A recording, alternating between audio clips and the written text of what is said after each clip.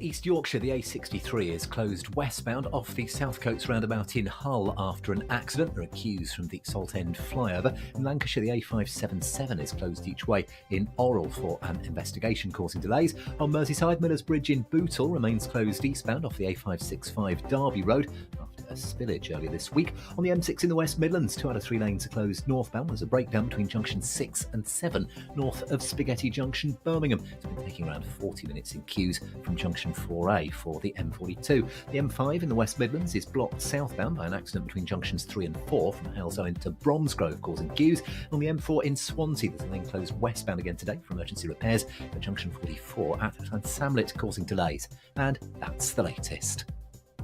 You can stay up to date throughout the day by visiting our website, gbnews.com. Nana Queer, weekends from 3 p.m. J.K. Rowling has accused politicians of snuggling up to trans campaigners. The Harry Potter author has called for an investigation into why political parties are embracing the language of pro-trans groups. So is it time to ditch campaign groups such as those?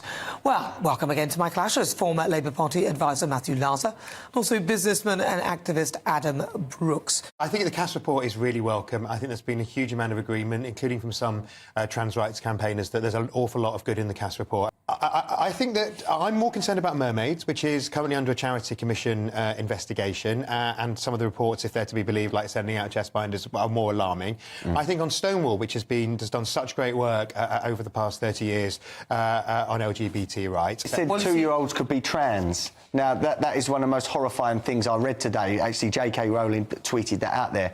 To say that a 2-year-old can think that they can be another gender when my 4-year-old still thinks she's Elsa on some days. You know, there's no common sense, and to me it's very badly phrased. It's very sinister that these people actually believe that these kids want to change gender, and unfortunately out there are parents that almost see a trans kid as a fashion accessory now, and I think this whole agenda has pushed on people that this is normal to change gender, and we have to push back. And as I said earlier, to be trans is not normal. Well, I don't agree with that extreme. phrasing. I think it's extreme. It's a big step, Adam, but there are clearly people throughout history who have been But it's trans. not normal behaviour, is it? I think as far as children are concerned, children need to be given the space to explore the world, and that can include experimenting with, breaking previous gender stereotypes. That doesn't mean that people should be sort of labelled at the age of 2, which I completely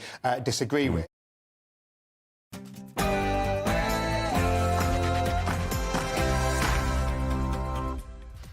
Very good morning, it's 9:30 on Thursday, the 25th of April. This is Britain's Newsroom on GB News with me, Bev Turner, and today, Ben Leo. Very good morning to you too. Labour's railway overhaul. They pledged to renationalise the railways if elected, calling it, quote, the biggest overhaul to our railways in a generation.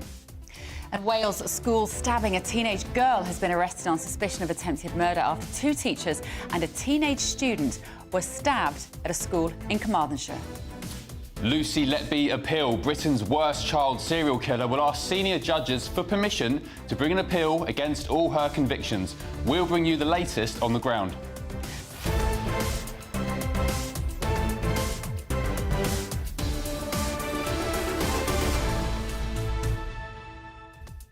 And gay footballers. Why aren't there any? Well, there's about to be some.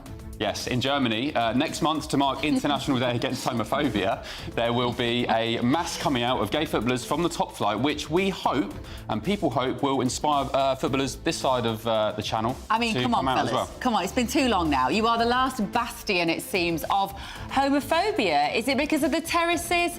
Should it even matter? Let us know your thoughts at home. GB Views. No, it's not that anymore. gbnews.com/you'll say. I've been saying that for so long. We've got our brilliant comments board now, so we will watch. I'll be on there in a second. I'm quite involved in that. Do you get involved? Well, sometimes I just completely zone out presenting the show, and look at it, we both do that it's like today. a chat room. Then it's going to be a disaster, but it won't be, so stay with us until midday. First, though, your very latest news headlines with Sophia Wensler.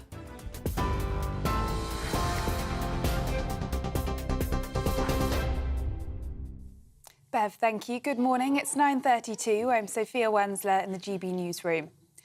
Scotland's coalition government is over as the SNP and the Scottish Greens end their power-sharing deal. It comes after Scotland's First Minister, Humza Yousaf, called an emergency meeting of his cabinet later. The breakdown of the power-sharing deal follows criticism of a decision to scrap the country's 2030 climate target and the manner in which a review into gender services was conducted. The end of the deal means the SNP will now be forced to operate as a minority government. Labour is promising to renationalise railways if it wins the general election. The party says it will be the biggest overhaul in a generation and claims the taxpayer will not pay a penny in compensation costs. It would mean all networks would transfer to public ownership within Labour's first term. Current government proposals would see the creation of a public sector body, which would award contracts to the private sector. But Labour's plan goes further, promising to establish a publicly owned network led by rail industry experts. The system of grading schools with one-word judgments should stay. That's according to the Department of Education. It says it's committed to the process, despite calls for it to be scrapped following the death of a head teacher. The government says grades such as outstanding or inadequate provide significant benefits and give parents a succinct summary of schools. The grading system came under scrutiny following the death of head teacher Ruth Perry, who took her own life after a report downgraded her school. Her sister Julie Walters says the government's response is woefully inadequate. And for the latest stories, sign up to GB News Alerts by scanning the QR code on your screen or go to gbnews.com/alerts. Now it's back to Ben and Bev.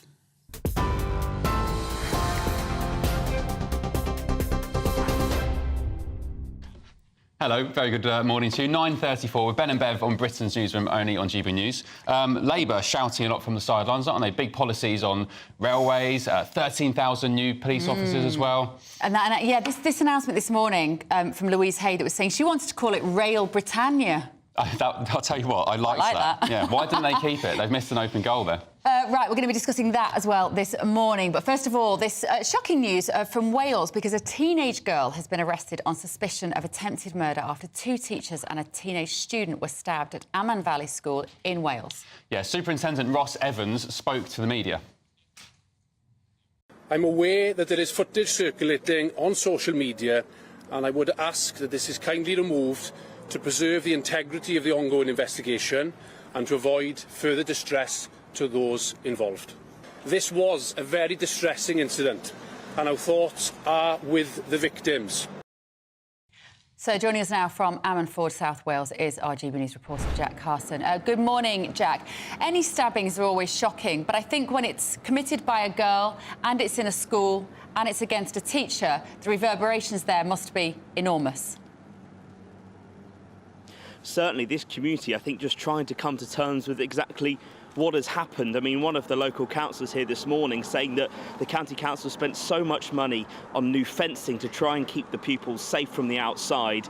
In no real situation do you ever imagine that actually the danger is inside the gates, that it's inside the school. But of course, we know that a teenage girl has been arrested on suspicion of attempted murder by the police. She remains in police custody as investigations here at the school do continue. The school is closed today, but support is still being offered to the community. We heard of just how distressing of course this incident was. Reports of some students trying to climb the 7-foot fences here to try and escape the incident, as well as students calling their parents on the phone, screaming down the phone that somebody has been stabbed. It's such a shock, of course, on the school playground. One of the teachers we know actually tried to grapple the alleged attacker and disarm them during the incident, and we have also got the names of 2 of the teachers that were stabbed in the incident. Thankfully, none of the injuries yesterday have been deemed by the police and by the medical teams that were treating them as life-threatening, thankfully. But drama and Welsh teacher Fiona Elias and also Liz Hopkin, who works with special educational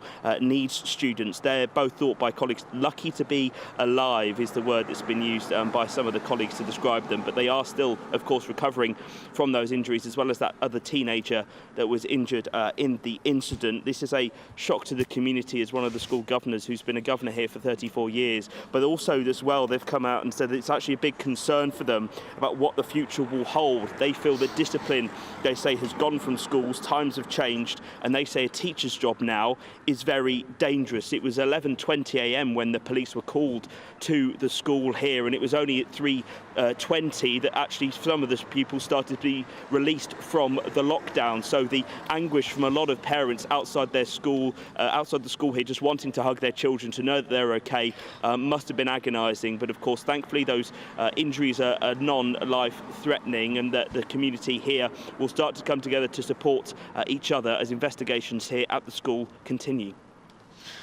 Jack Carson, thanks very much for that update. Let's just bring you some breaking news now. Shoplifting offences recorded by police in England and Wales have risen to the highest level since current data began in 2003. That's according to the Office for National Statistics. This comes as Labour pledges to fund 13,000 more police officers should they win the next election, outlining plans to save money on other resources, including police kit and cars to pay for more officers on the streets. Well, joining us now is Mike Neville, former Detective Chief Inspector. Good morning, Mike. Thank you for joining us. First of all, maybe your response to that latest news about record shoplifting doesn't really come as a surprise to anybody. We've almost all seen it happening with our own eyes recently. Why? Well, even last night, somebody tried to snatch my phone outside Charing Cross police station. So it's the thieving and whatever else is going on everywhere. But the shoplifting in particular has become more and more organised, more and more gangs. And the ridiculous thing, of course, is that the vast majority of these offences are recorded on CCTV, high-quality CCTV, and the police do not have the means to do anything about it. And if anybody's listening, I'm working with a professor on building a database that will match all these people, because I had the world record of matching a shoplifter to 43 different crimes. And if you match an offender to 43 crimes, it means they go to jail. And that's what needs to happen. The government have done away with 1-year sentences. They made shoplifting under £200 a sort of summary-only magistrates' court offence. And, of course, the criminals know this, so they're targeting £199.95p. And they know that if there's the 1% chance of getting caught, they won't go to jail and they'll carry on shoplifting. And that's why it keeps increasing. Mike, I spent some time in San Francisco late last year, and it's really starting to feel like that over here, where they decriminalised shoplifting under, I think it was $900, and the consequence of that is just a crime-ridden hellhole. Why, if we have so much CCTV of perpetrators in these cases, are cops not turning up and nicking these people? Well, what you're going to have is the police have got, first of the officer who turns up, they've got no equipment to download the CCTV. There's millions of different systems. Secondly, unlike fingerprints and DNA, there's no national database of images. So if you go shoplifting in, Bolton, Burnley, Liverpool, they all sound very close, but they're all 3 different forces, so the images aren't shared. And very few police forces have any system of managing these images. So if they'll put a picture of a thief up and say, do you know this person? The following week, that image is lost.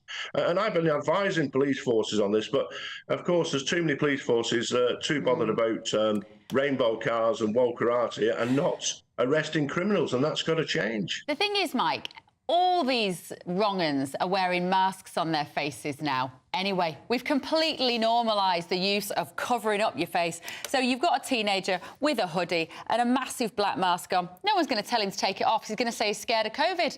So we've got a completely messed up system. It just doesn't work. You can have as many CCTV cameras as you want, but it's not going to get the wrongers behind bars. Well, I disagree, Bev, because I had the Human Super Econised Unit and worked with Professor Josh Davis from Greenwich University.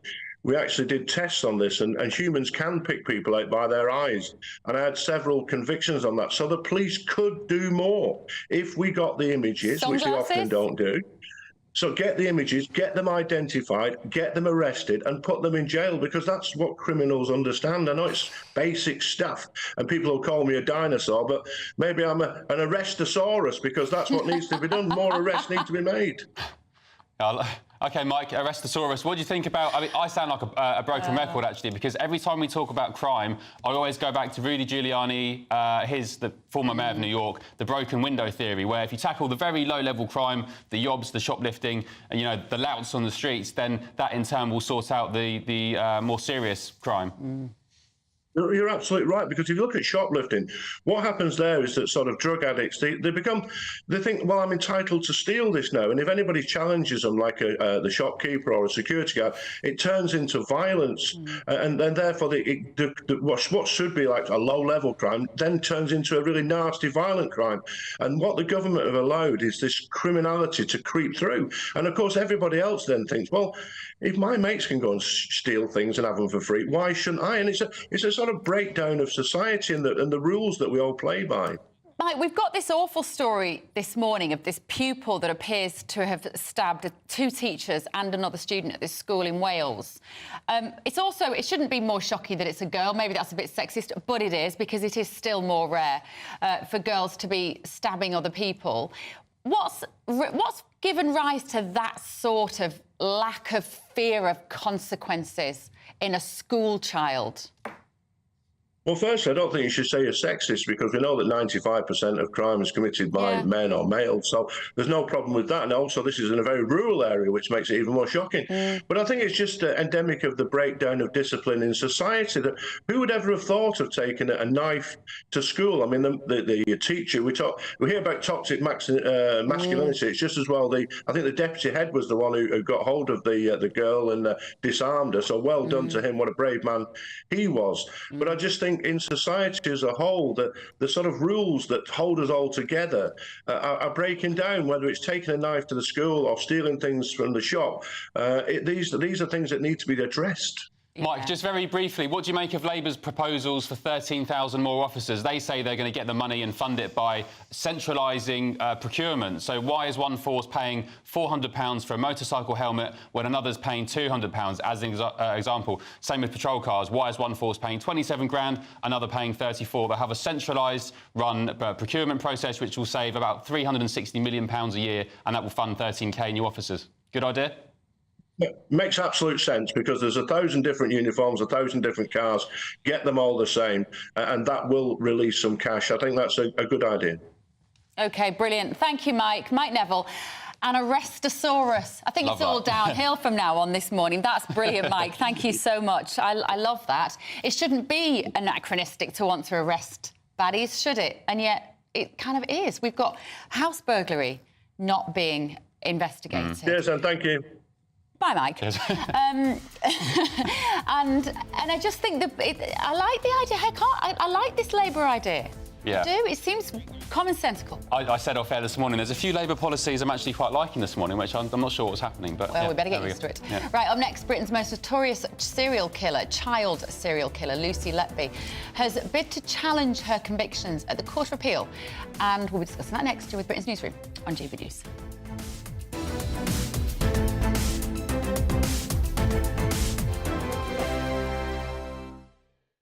This is GB News, Britain's news channel. Squatters in London have taken over a pub which is leased by Gordon Ramsay, no less. The pub is currently up for sale with a guide price of £30 million. It is understood that Kitchen Nightmares host Ramsay called the police on Wednesday but was unable to have the squatters removed. The Metropolitan Police said in a statement they were made aware of squatters at a disused property but added, this is a civil matter, and so police did not attend the property. Let's see what my panel make of this. Why can't we just boot squatters out? If we own a property or lease a property, why don't we just boot them out? I know that's tempting, but the fact is, long-term empty properties have increased by 24% in the last 6 years. There's 1.2 million people on the social housing lists. People don't have a place to live. What it does highlight is the enormous disparity in fairness in property laws in this country. I mean, it's just not fair that if you've worked all your life and invested some money in property because, you know, interest rates at zero and there's nowhere else to invest your money, and then suddenly somebody who's got no claim to that property and doesn't seem to have earned very much in life takes over your property. It's an outrage. People shouldn't be squatting in other people's homes or commercial properties.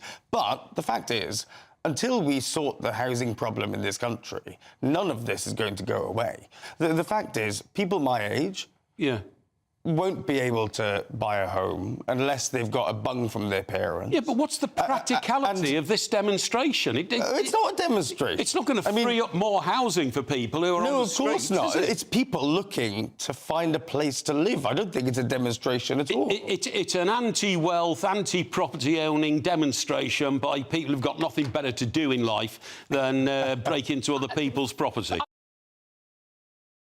Join me, Camilla Tominey, every Sunday at 9:30 when I'll be interviewing the key players in British politics and taking them to task. This report basically says that he's not fit to stand trial. With an upcoming election looming over Westminster, now is the time for clear, honest answers. I agree. And that's precisely what I'll get. Is he indecisive?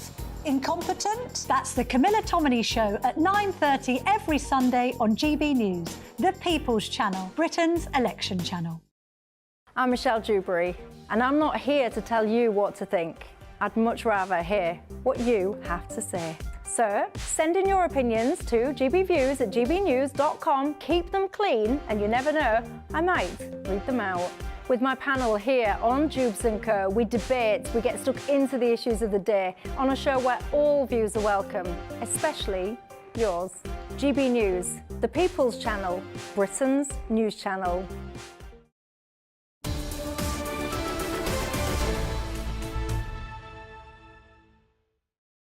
9:48, Ben and Bev with you on Britain's Newsroom, only on GB News. Now, child serial killer Lucy Letby, she's in court today to ask judges for permission to appeal criminal convictions after she was found guilty of murdering 7 babies and the attempted murders of 6 others back in 2023. So GB News reporter Sophie Reaper is at the Royal Court of Justice this morning. Sophie, what more can you tell us about this? Well, a very good morning to you both. I think the short answer to that, unfortunately, is not a lot.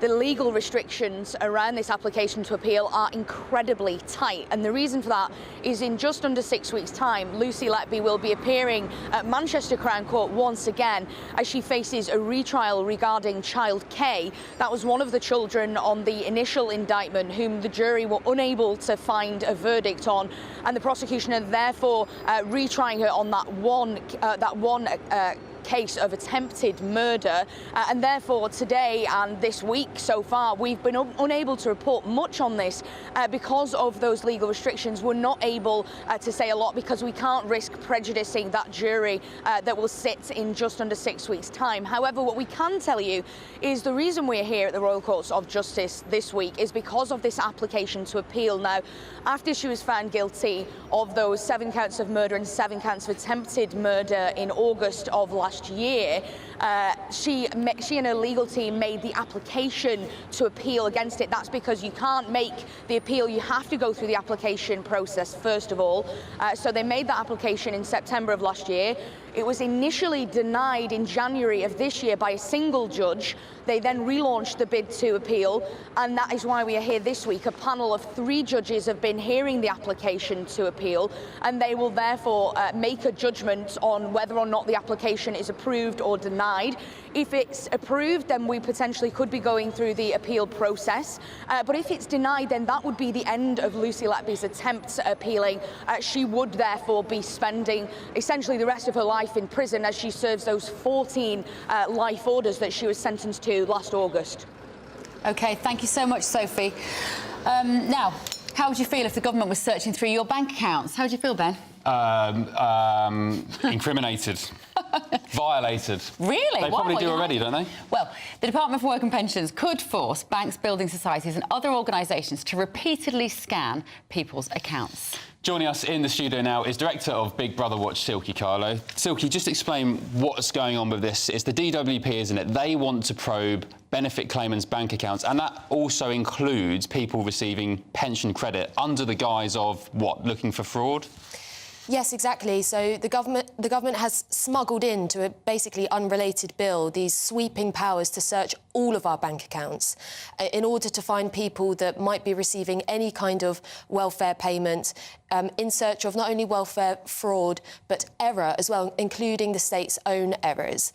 So there's no serious crime threshold. There's not even a crime threshold, but all of our bank accounts under these plans will be continuously and repeatedly scanned. It's absolutely mind-blowing, unprecedented. It's the kind of thing that I think if the government were honest about what they were trying to achieve here, the public would be outraged about. Why don't we know more about this? It's a very good question. The powers have been... you would expect that normally there would be a standalone bill for something like this and that the public would be engaged about it. Instead, these powers have been hidden in another bill. The government is not seeking any press about it, and that's why I'm really glad that you're covering it, because really the public need to know. This affects every single one of us, and of course it is mostly the people that DWP really want to look at are people that are receiving the welfare payments. But that's 10 million pensioners. It's millions and millions of carers, people with long-term illness and disabilities. But Silky, the DWP say that this is going to save hundreds of millions in fraudulent payments, and also there'll be a lot of viewers watching this who say, if you've got nothing to hide, what are you worried about?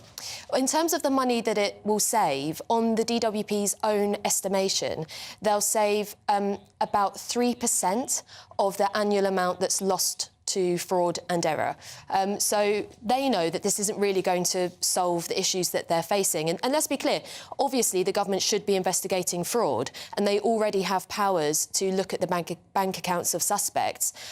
But we have in this country the presumption of innocence, and not any single one of us should have our bank accounts searched at, our homes looked at, our phones looked at, or anything else, unless we are suspected of doing something wrong. And what I'm really worried about is that in the digital world, the presumption of innocence is being stripped away, and our lives are being intruded on all the time. What can people do if they're outraged as we are by this? StopBankspying.com is our campaign site. We've got a petition with 166,000 signatures at the moment, and we really think people should be emailing their MPs and shouting about this. This isn't the first time, is it? Very quickly, HMRC, they want to go after people's side hustles. If you're selling things on Etsy or eBay, they in January said that they're going to be able to get reports from those sites to also see, you know, how much money you've been earning there as well. So, yeah, I just think governments get out of our bank accounts. And as Edward Snowden once said, if people who say that why are you worried about privacy if you've got nothing to hide? It's the equivalent of saying, why do you care about free speech if you've got nothing to say? Absolutely. Doesn't make sense. Silky Carlo, Big Brother Watch, thank you very much. Thanks so much, Silky. Right, lots more to come in the next few hours. Stay with us. Also, why are there no out footballers when many of them must be gay? We're going to be talking about that, and that might all be about to change. A brighter outlook with Box Solar, sponsors of weather on GB News.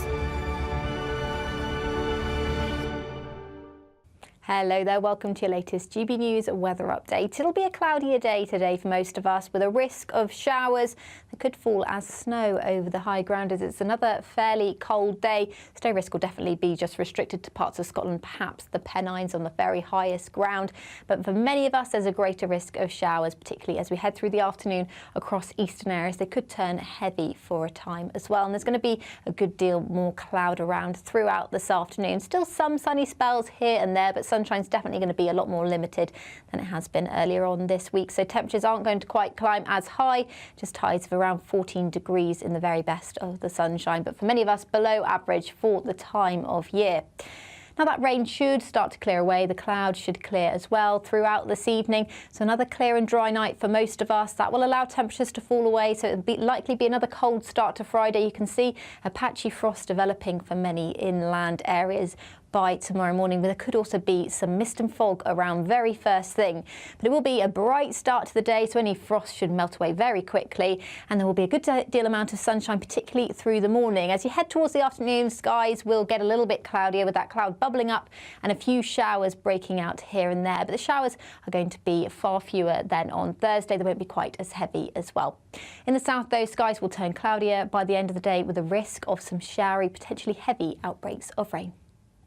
That warm feeling inside from Boxed Boilers, sponsors of weather on GB News.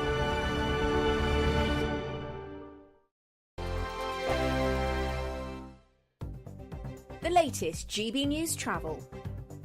Good morning, I'm Russell Holding. In Lancashire, the A577 is closed in both directions, west of junction 26 of the M6 between Orrell and Up Holland for an investigation. On Merseyside, Millers Bridge in Bootle remains closed eastbound off the A565 Derby Road after a spillage earlier this week. On the M6 in the West Midlands, 2 out of 3 lanes are closed northbound where a truck's broken down between junction 6 and 7 north of Spaghetti Junction, Birmingham. It's been taking around 40 minutes in queues towards there from junction 4A for the M42, and there are 2 lanes closed southbound along that stretch because of a breakdown on that side with delays from junction 9. And on the M4 in Swansea, there's a lane closed again today for emergency repairs on the westbound exit at junction 44 at Llansamlet, causing delays. And that's the latest. You can stay up to date throughout the day by visiting our website gbnews.com. It's the final week to see how you could win our biggest prize yet. With thanks to Variety Cruises, a family company sailing since 1942, you have the chance to win a £10,000 7-night small boat cruise for 2. With flights, meals, excursions and drinks included, you'll be able to choose from any one of their 2025 Greek adventures. Plus, you'll also win £10,000 in tax-free cash to make your summer sizzle. And we'll pack you off with these luxury travel gifts. Hurry, as lines close on Friday. For another chance to win a prize worth over £20,000, text WIN to 63232. Text costs £2 plus 1 standard network rate message. Or post your name and number to GB04 PO Box 8690 Derby DE1 9TT. UK only. Entrance must be 18 or over. Lines close at 5 p.m. on Friday. Full terms and privacy notice at gbnews.com/win. Please check the closing time if listening or watching on demand. Good luck. I think the most exciting bit for me is talking to people. People who I think are ignored often by the major news channels.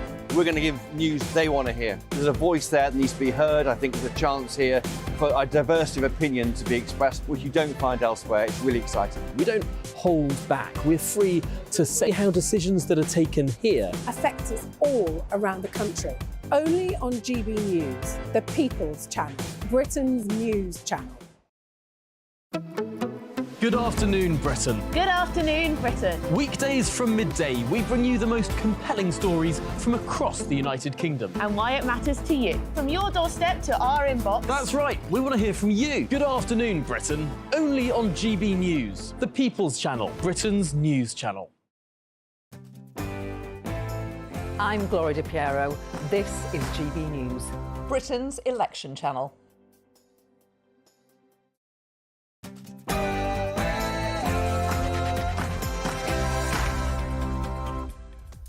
Very good morning to you. It's 10 a.m. on Thursday, April the 25th. This is Britain's Newsroom on GB News with me, Ben Leo, and Bev Turner. Good morning. Thank you for joining us. So Labour's railway overhaul. Labour have pledged to renationalise the railways if elected, calling it the biggest overhaul to our railways in a generation, and boy, do we need it. And failing to keep Britain safe, the Labour refused to say if they'll match the government's pledge on defence spending. Can Sir Keir Starmer be trusted to protect the UK? And breast cancer awareness, the University of Cambridge has released a landmark new study warning that breast cancer survivors are at significant risk of developing entirely new cancers somewhere else in the body. We're going to be joined by Carol Sikora. Britain's underage drinkers. A shocking report this morning carried out by the World Health Organization. They say that the UK is the worst in the world for childhood drinking. Are parents to blame?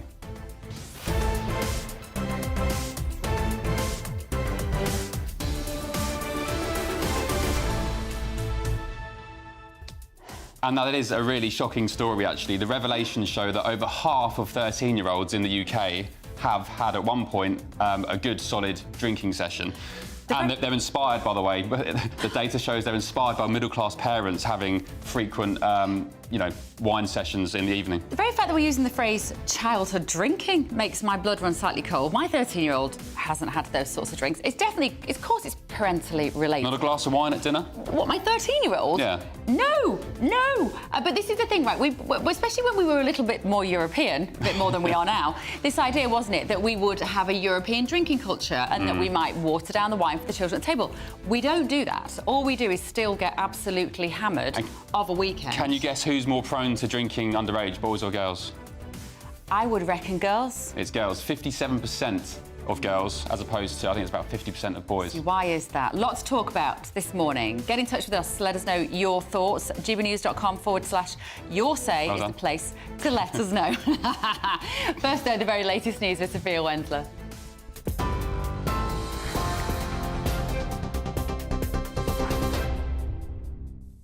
Bev, thank you. Good morning. It's 2 minutes past 10. I'm Sophia Wensler in the GB Newsroom. The Scottish Greens have accused the SNP of an act of political cowardice in ending the power-sharing deal. It comes after Scotland's First Minister, Humza Yousaf, called an emergency meeting of his cabinet later.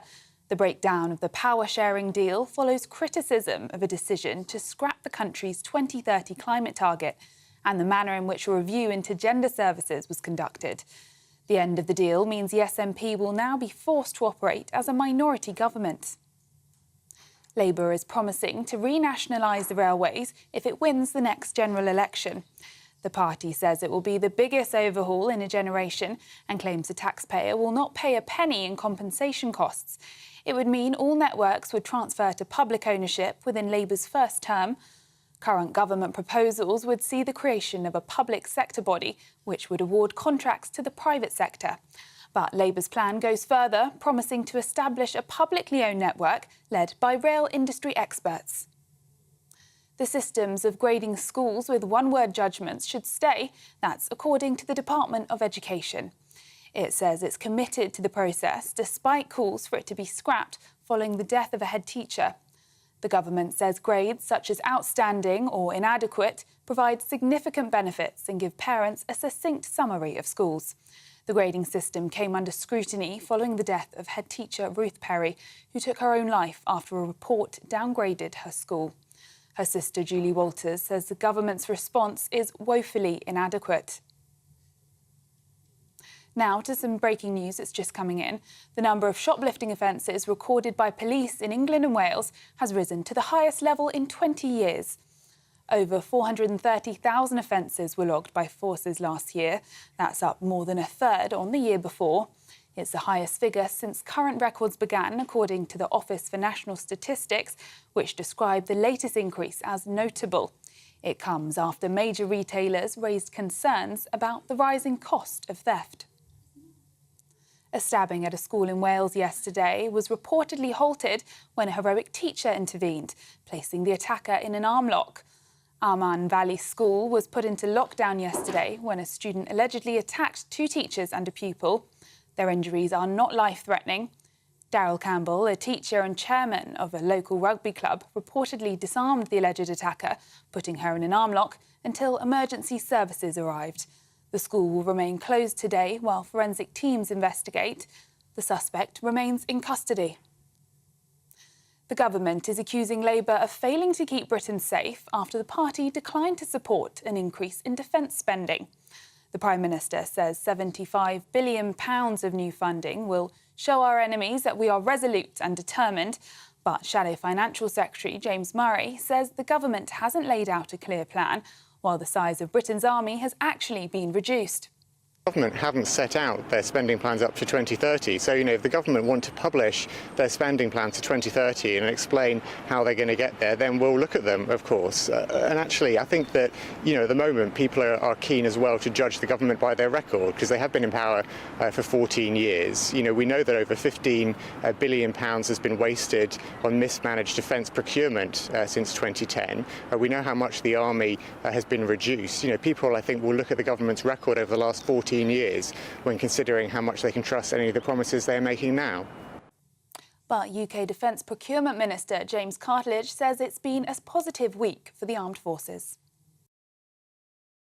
Well, I'm pleased to say in January we actually had the largest number of applications to join the army for 6 years. So actually we do have a huge amount of interest because of the mission and what's happening in the world. Lots more people wanting to join the armed forces. And I've had the pleasure to set out a radical new reform of our procurement system. It's called the integrated procurement model. It will get rid of a lot of the bureaucracy and I do believe will lead to better procurement. But of course, to do that, you also need the funding. So we've got the 2.5%. So I think it's a really big positive week for the British Armed Forces, and I think that is the single most important thing, sending that positive message to those who serve on the front line.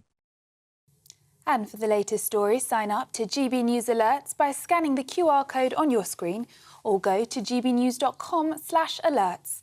Now it's back to Ben and Bev.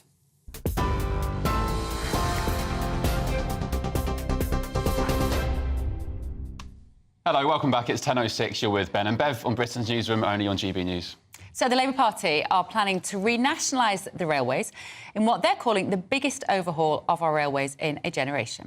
The party's pledging to transfer rail networks to public ownership within 5 years if elected. And they say their plan will not cost the taxpayer a penny in compensation costs. How can that be possible? Let us know what you think. We've been asking your thoughts about Labour's plans this morning. I think it should be a standardisation, and you're not always sure of the fares. I'm not sure now. It might be, but then can we afford it? They can't get any worse. Definitely should nationalise the railways and all the rest of the utility companies and the government. Can we do that? Oh, she was spicy, wasn't she? I love the British public. They always know what the problem is, don't they? GB News political correspondent Catherine Forster joins us now with the latest. Catherine, we were saying many times this morning, it's easy to shout from the sidelines, as Labour are doing, about different policies, railways, defence and, you know, whatever else. How are they going to implement this practically if and when they get into power? Yes, good morning. Well, that is indeed the question. And we've had this 26-page, quite detailed document and a speech by the Shadow Transport Secretary, Louise Hay, this morning, outlining how Labour plans, if they come into government, as likely they will, basically to take back control of the railways, the passenger services. When the contracts end, those contracts expire, the government will not renew them. That's how they can say that that's not going to cost a penny in compensation. They hope to do that by 2030. I think all but 2 of the contracts are up for tender by then. What we don't know, however, is what the costs will be going forward, in that they're saying they're going to not buy the rolling stock outright, but lease it. So that, of course, is going to run into many billions. But Labour's argument is fundamentally that privatisation of the railways hasn't worked. I'm just going to read you a quote. Unlike most privatisations, that of the railways has never been publicly accepted because its failings have remained all too obvious. Now, Louise Hay quoted that and then said, actually, that's the words of the current Defence Secretary, former Transport Secretary, Grant Shapps. They say, Labour says it's already costing taxpayers £4 billion a year to prop up the railways. Cost of strikes, £25 billion a day, says that fares have gone up twice as fast as wages. So they're saying that the railways are a symbol of national decline. They have big plans. Of course, some of the details specifically around money, not yet clear, but they're confident this is going to be popular. And I think we're seeing a return of boldness in politics over the last few days. This is a big announcement for the Labour Party. We've had loads of criticism of Labour and the Conservatives being really not much to pick between them. But, you know, we had this big, bold announcement from the Prime Minister on Tuesday as well about 2.5% defence spending. The government have also got the Rwanda bill through Parliament. They made the big announcement on welfare reform. So over the last few days, we're suddenly seeing quite a lot of policies coming forward, both by Labour and the Conservatives, and the dividing lines for the next election suddenly becoming a whole lot clearer. OK, thank you, Catherine Forster there. Now, let's discuss this further with former Labour advisor and associate editor of Labour Uncut, Kevin Marr. Good morning, Kevin. Good morning. I think what Catherine says there is quite heartening, actually, because this idea that we're suddenly seeing water between the two parties and some bold policy ideas, I think the British public will be breathing a sigh of relief that they can start to see a difference between the two major parties. But on this issue of transport, do you think this privatisation has worked, and why will nationalising them provide a better service for us? I think on pretty much any metric you look at, certainly the satisfaction of customers who use the railways privatisation has been a disaster. It's been a disaster really because the numbers of people using the railways over the last 30 years has just grown exponentially, and our kit and our infrastructure just hasn't kept pace. I mean, it's a different issue, but this is partly what HS2 was about as well. And the trouble is that the train operating companies that are under licence operate the services don't cohere. There's no coordination effectively across a national network. So if you get a train, for example, that breaks down on a certain line and it's a certain company, in the olden days of British Rail, they weren't great, but under the old days of British Rail, it would have shunted it to the next station. They can't do that with different train operating companies, different liabilities, different insurance schemes, and all the rest of it. So the big flaw in privatisation has been a lack of coordination, the breaking up of a network. And what Labour's saying today, effectively, is that we need to, there are two options. We either carry on with this absolute shambles, or we go a different way and have a greater state involvement. Now, they're keen not to say this is nationalisation, and I think it's fair to say this is not an ideological move. This is simply a case of the travelling public has just had enough. But, Kevin, I'm no fan of these train operating companies. I paid something north of £90 this morning to get from just outside Brighton on the south coast to London. And, I was lucky to get that train. Normally it's cancelled or they skip my stop because they're running late. So, look, I'm no fan. However, isn't part of the problem our infrastructure, which is down to Network Rail? How would Labour sort out our absolutely crippled infrastructure problems? I think you've got to start somewhere. I mean, the fact is that what we've got doesn't work. The status quo is not, in that sense, is not an option. And frankly, if I was advising the Conservative Party, I'd be saying you take a look at what Labour's doing and jump in ahead of them, because there's no other option here. Either the state takes a bigger role, a bigger controlling strategic role in the railways, or we carry on with inexorable decline. When I had a conversation recently with a very middle class barrister in a pinstripe suit who was trying to get to Manchester and was late for court. And the striking thing about the failure of the railways is that it affects everybody in society. It affects rich people, it affects students, it affects poor people, old people, young people, everybody, workers. And it's one of these issues that actually, when you start talking to people, as you often do, waiting for a late train, everybody comes up with basically the same solution, that we need to nationalise the railways, take greater control of them. So I think as a retail offer, in politics, this is actually a pretty smart move by Labour. And as I say, if the Conservatives were smart, they would have jumped in ahead of it and said it's just not tenable. Because MPs as well, for example, that they sense this firsthand as well, moving around the country. And it's one of these rare issues where MPs actually are in the same lot as pretty much all the rest of us. And I think there's been a kind of groundswell of opinion, particularly in the Labour Party, but way beyond it, that actually the only other option, if we don't carry on with this absolute disaster, is to renationalise the railways in all but name, but certainly have that more strategic central control from the government. There will be people, of course, listening to this, Kevin, who are just going, oh, this is going to be more Labour spending loads of money. We're all going to be paying for these new trains and new services via our tax payments. How can Labour reassure the public that isn't what this is going to look like? It can't be beyond the wit of man to also make this somehow profitable.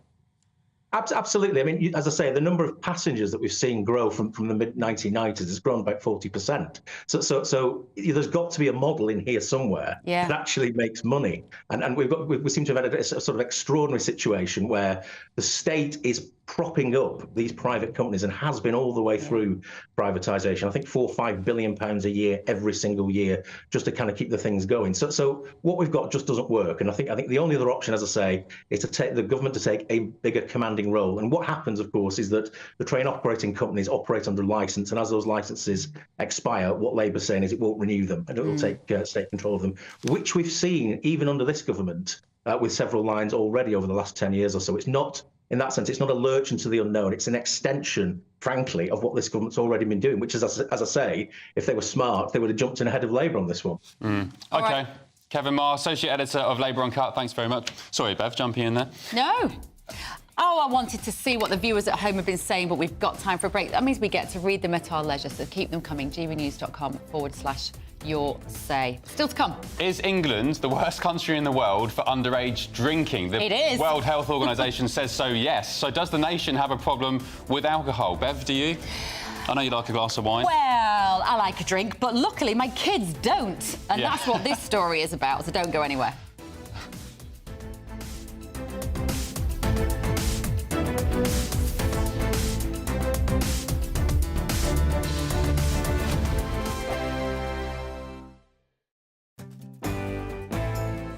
there. I'm Eamon Holmes. Thank you for joining us on GB News, Britain's news channel. Every Saturday, 10 till 12, we'll bring you all of the news that you need to know. We'll also remind you that there is so much to smile about. It's my favourite time of the week. I get to relax, enjoy some light-hearted stories, and let Ellie teach me about fashion too. That's Saturday Morning Live, every Saturday, 10 till 12. Only on GB News, Britain's news channel. GB News Breakfast, every day from 6 a.m. The Princess of Wales is now officially the most popular royal. This is a YouGov poll that found that over 75% of people have a positive view of Princess Catherine, with Prince William only slightly behind his wife at 73%. Cameron Walker, our royal correspondent, is here with this one. Well, what would you read into that, and as to why? Well, I think it's hardly surprising. Since the start of the year, the Princess of Wales's popularity is up 6 points with the British public, according to this YouGov poll. And obviously, at the start of the year, she went into hospital for abdominal surgery and has subsequently been diagnosed with cancer and is undergoing surgery. Look, the Princess of Wales, since becoming a member of the royal family, has committed no major faux pas. There's been no particular scandal with her. She always puts family first. And I hate the phrase born a commoner, but she wasn't born into aristocracy. She was not born into the royal family. She gave up her old life. And yes, that comes with lots of privilege, being a member of the royal family, but it also comes with enormous challenges, such as everybody prying into your private life, particularly when it comes to your health. And I think the British public are very much on side with that. Whereas Prince Harry and Meghan continue to be unpopular.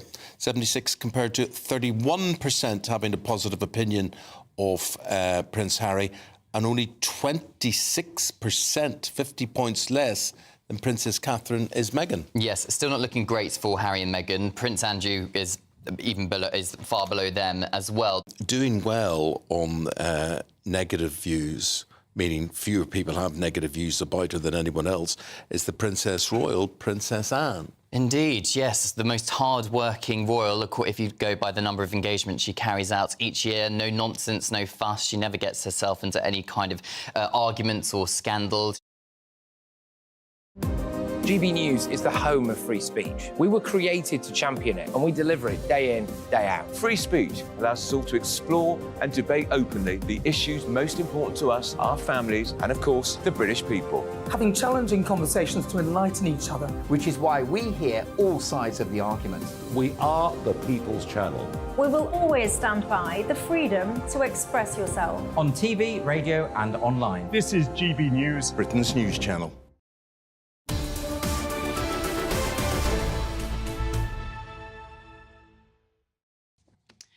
Very good morning. This is Britain's Newsroom on GB News with me, Bev Turner and Ben Leal. Why did we both look so surprised? But I think, I'm not sure. I was reading some comments that got me giggling about why you're sitting so close to me.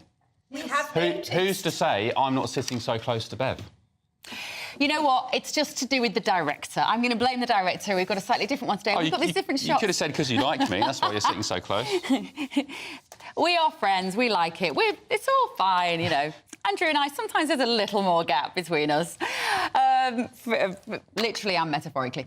Right, now, moving on swiftly, because one of Andrew's best mates is here. Carol Malone's in the corner. She'll tell him what I was saying about him. It's not me who wants to tell him. Everyone will tell him now. But we both noticed you were sitting really cosy before. We just said, look how close those two are. It's incredible. Well, she's my pal. Well, we get on well, Ben. And also, Scarlett Maguire is here. Good morning, Scarlett. Good morning. Thank you so much for joining us. Right, ladies, do you want to talk about Rishi Sunak's said that he would put Britain's defence industry on a war footing. This was yesterday. Biggest boost to military spending, Carol. Yeah. And, of course, Labour are saying they wouldn't necessarily match that. This is incredible because remember the poll just a week ago, and we talked about it on here, saying that more people trusted Starmer on defence than the Tories, and here he is saying he won't commit to this spending. This is a guy who spent most of his life actually criticising everything that the armed forces stand for, which is bad news. I mean, I think this will shock people that he's not backing this. This is much needed money. It's only I think Russia's increased their spending by I think they spend 6.9% of GDP. We spend a piddling 2%, and all this is going to do is knock it up by 0.5%, and he's going to spend 75 billion over the next few years, between now and 2030, I think. So I think it's much needed. I think people need to feel protected. I think they feel money is being wasted on other things, and I'm just sorry he didn't do it in the budget. I think that's a shame, and it seems that, you know, he's having a week where he's been tough on everything. He's been tough on Rwanda, he's been tough on this. He could have done this in the budget and it would have had a bigger bounce. We had Mark Francois on Patrick's show the other night, and he was saying that actually credit to the Prime Minister and Jeremy Hunt for doing this, because although they maybe made a mistake by not doing it in the budget, they've listened to their MPs, they've listened to people, and they've reacted off the bat. How do they know that security is, you know, protecting your citizens is the most important job? Hold on, let's get this straight. So they've announced it, because this is what this government does. It announces things, and then you work out. So sort of before 2030 it might happen, and what they've said to pay for it is they're going to sack 70,000 civil servants, which will not... Oh, good. What's wrong with that? Hold on. Which will... I'm not saying that. Which will not pay for it. It will not come anywhere close. And what Labour's saying is of course we want... I mean, you know, at the moment, the army is smaller than it was in Napoleonic times, right? Of course we want to do it, but actually we have to do it properly. But Scarlett, Starmer has not said he's going to do it. He has. He said, look, what he said is, of course I want to do it, but I want to do it properly, and I want to do, when we get in, we have to look at the books, because nobody will... Scarlett, how can we trust Sir Keir Starmer on defence when he was the man who wanted to put Jeremy Corbyn in number 10, and Jeremy Corbyn wanted to get rid of Trident on nuclear deterrent? Look, this is really... No, Ben, please answer the question. Really answer the question, boring, That's important. Because Starmer has said on everything, this is a very, very different Labour Party.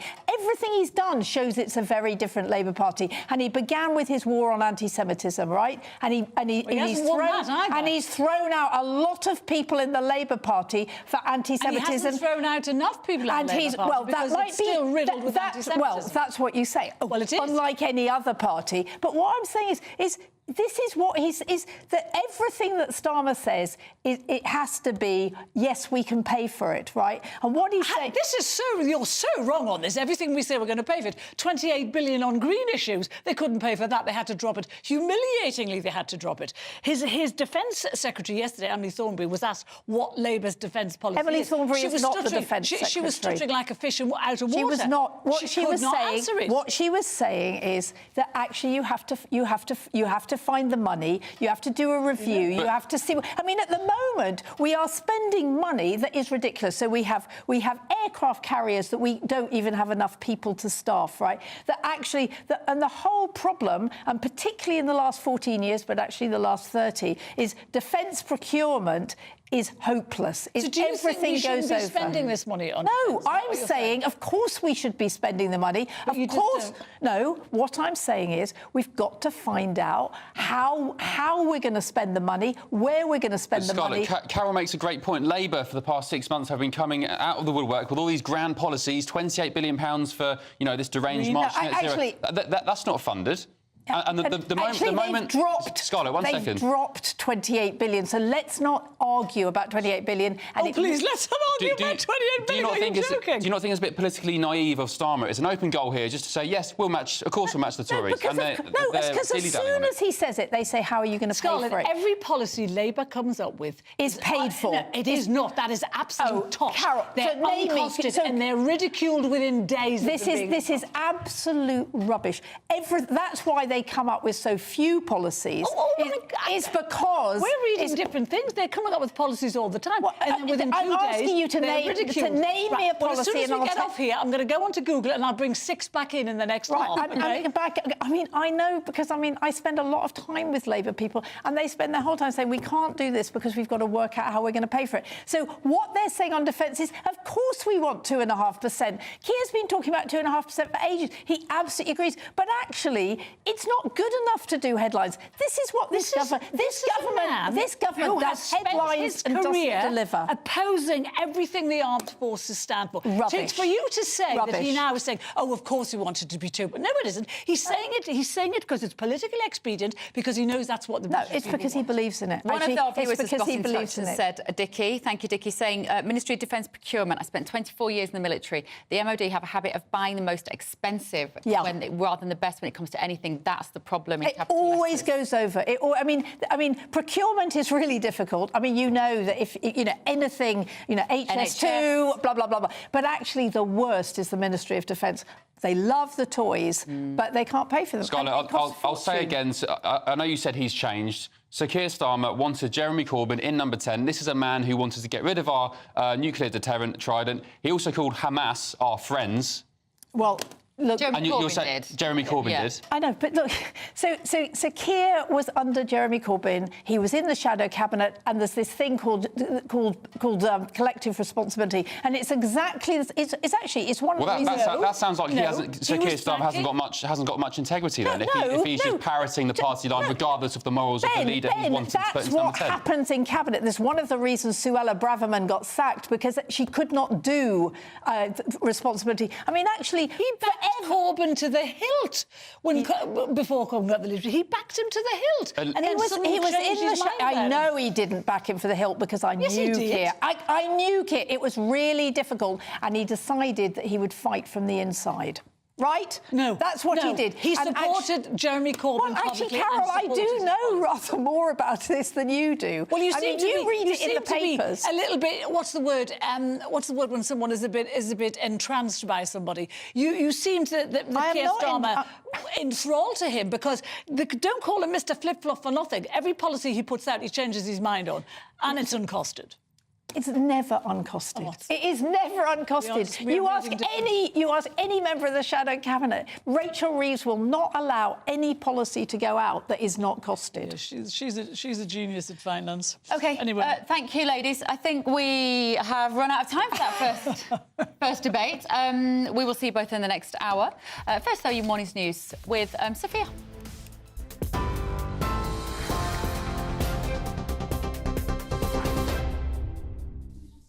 Bev, thank you. From the GB Newsroom at 10:28. Your headlines.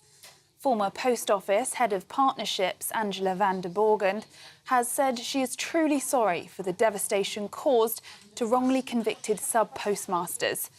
She told the Post Office Horizon IT inquiry this morning that she hopes her evidence will give all those wrongfully convicted the answers they deserve. Saying sorry and no doesn't change what's happened. But I do want to say to everyone impacted by wrongful convictions and wrongful contract terminations that I am truly, truly sorry for the devastation caused to you, your family and friends.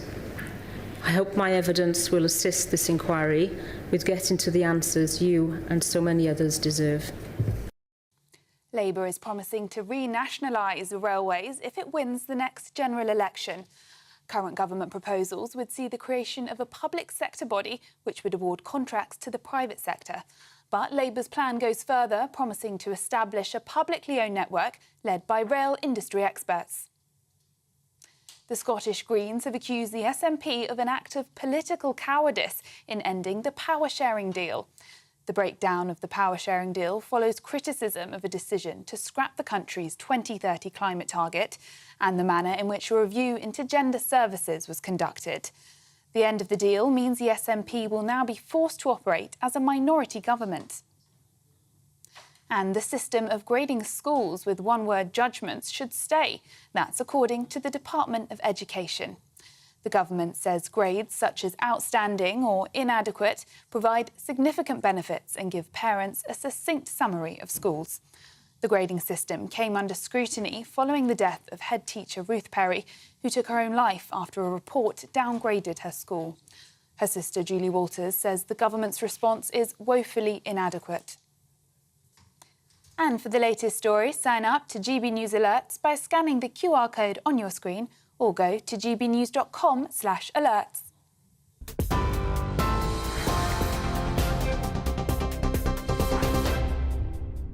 Cheers Britannia Wine Club. proudly sponsors the GB News Financial Report. And here's a quick snapshot of today's markets.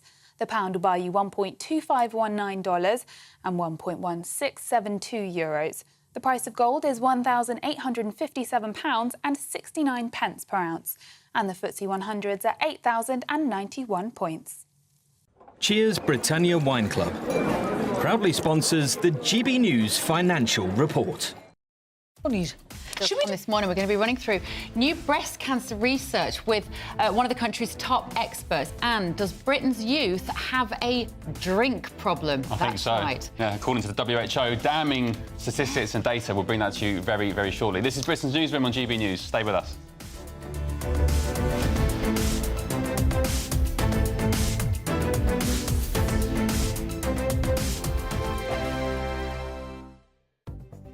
The latest GB News travel. Good morning, I'm Russell Holding. In Lancashire, the A577 is closed in both directions west of junction 26 of the M6 between Orrell and Up Holland for an investigation. On Merseyside, the A561 is closed in both directions along St James Street in Liverpool for an investigation.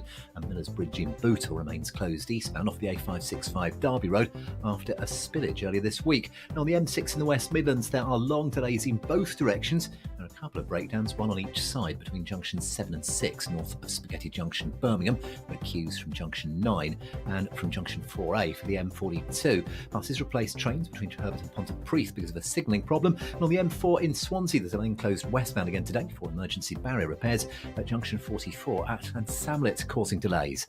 And that's the latest. You can stay up to date throughout the day by visiting our website, gbnews.com. Free Speech Nation, Sunday nights from 7 p.m. So J. Cole, who is a rapper, says he felt terrible after releasing a song aimed at fellow rapper Kendrick Lamar and vowed to pull the track off streaming services. He said, "I ain't gonna lie to y'all. The past 2 days felt terrible," he told an audience at the Dreamville Festival in North Carolina. "I damn near had a relapse," he said. There's a lot of young people, especially, you know, that would look at that and they will take it not just as entertainment. It doesn't happen in any other form of art that I can think of. This is not happening in country music, is it? Well, it's the same problem in both cases, isn't it? Who's doing the regulating? And surely it's each case on its merits, isn't it? You don't just ban a genre. Why is there such a lot of hatred for a man who usually would have trash-talked back to stand up and say, you know, this doesn't sit well with me and I love this guy? If we look at, I think his name was Cody Fisher, the semi-professional footballer who died in a club because someone stabbed him. Now, he was stabbed because he stepped on someone's trainers. This is the level of ego we're seeing from a lot of young men who don't have any output of being able to channel that energy, and a lot of it is stemming from cultures like football, hip-hop, these sorts of things. So I'm just saying it's refreshing to see a man who could have easily wiped the floor with his lyrics say, I don't have to, you know? That is interesting, isn't it? Because I took this into the wrong direction. It's not about pointing out the areas of concern. Actually, this story is saying, look, music and art can be giving you an example of how to live a slightly better life. That's free speech. Saying, sorry. I'm sorry, I choose not to fight back because I love you. It may look like a wimpy thing to do, but it's still free speech. You know what? I love you, Paul. Sorry about earlier.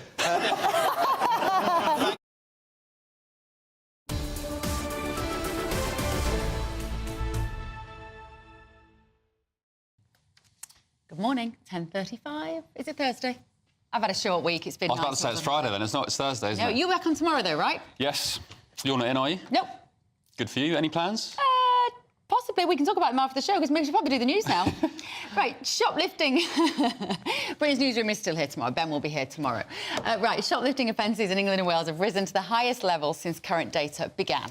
Yes, according to the Office of National Statistics, police recorded shoplifting offences in England and Wales have jumped by a staggering 37%, and it comes as major retailers raise concerns about the rising costs of thefts. So GB News' Home and Security Editor Mark White joins us now. Mark, you've been looking at these figures hot off the press, not in a complete shock, but what's the detail?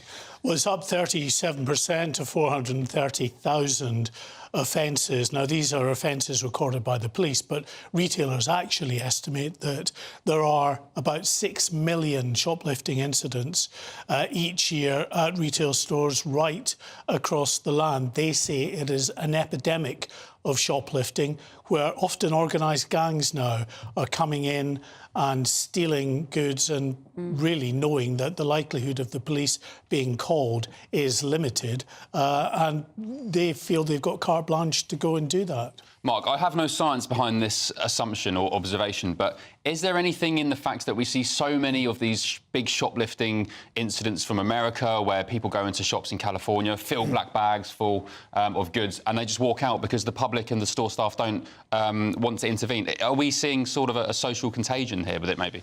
Yeah, definitely a trend, I would describe it as. You know, in the same way that we saw a trend towards the theft of mobile phones when more and more people started walking around their streets with their heads down in their phones. Criminals clearly realised then it was very easy to go up, snatch, especially if they're on the back of a moped or whatever, and that became a real phenomenon. In the same way now, they're much more organised in terms of what they're doing in retail stores, so they will often go in groups, steal items and then leave. But it's, look, the numbers who are going in groups are probably the minority. The vast majority of thefts from shops and stores are individuals, but they still have that same mindset that it's unlikely the police will be called. If they are called, then because the theft is now really dealt with as a summary offence under £200. In other words, it can be dealt with at a magistrate's court. You're just given a fixed penalty notice, of which many people never pay the fixed penalty notice in the first place. People just take that risk. That's the calculation. They can go in. The consequences are limited for them. The government need this like a hole in the head at the moment, don't they? This reflects so badly on this current administration for so many reasons. I think, to be fair to the government, they have been listening to the real concerns that retailers have had about what, as I say, they claim is an epidemic of shoplifting in stores across the country. So they have put an amendment through to the crime bill, which is due to come through, they hope, by the summer, which will put more money into ensuring that they are doing more to try to get a grip of this epidemic of shoplifting. That will include the likes of facial recognition vans in some streets. I know that... Great, that'll help, won't it, when everyone's wearing a mask and there's terrible success rate. You know, it's happening to some extent as well. There's a system called Operation Pegasus, in which some of the big retailers, like Marks and Spencer's, Boots and Primark, are plugged into criminal policing databases, facial recognition databases, to highlight potential known shoplifters coming into the store. And then what? But clearly civil liberties groups say that this is Orwellian. The vast majority of the public law-abiding citizens are being trolled in terms of their data, rather than actually the police just responding to these crimes and dealing with them as retailers would like. Yeah, thank you, Mark. But also, guys, it's not just about facial recognition and tech solving all our problems. When you look at the footage we've just shown there of all those scallies just completely lawless, who are those young people? Why have they not got anything better to do? Why do they feel they can behave in that way?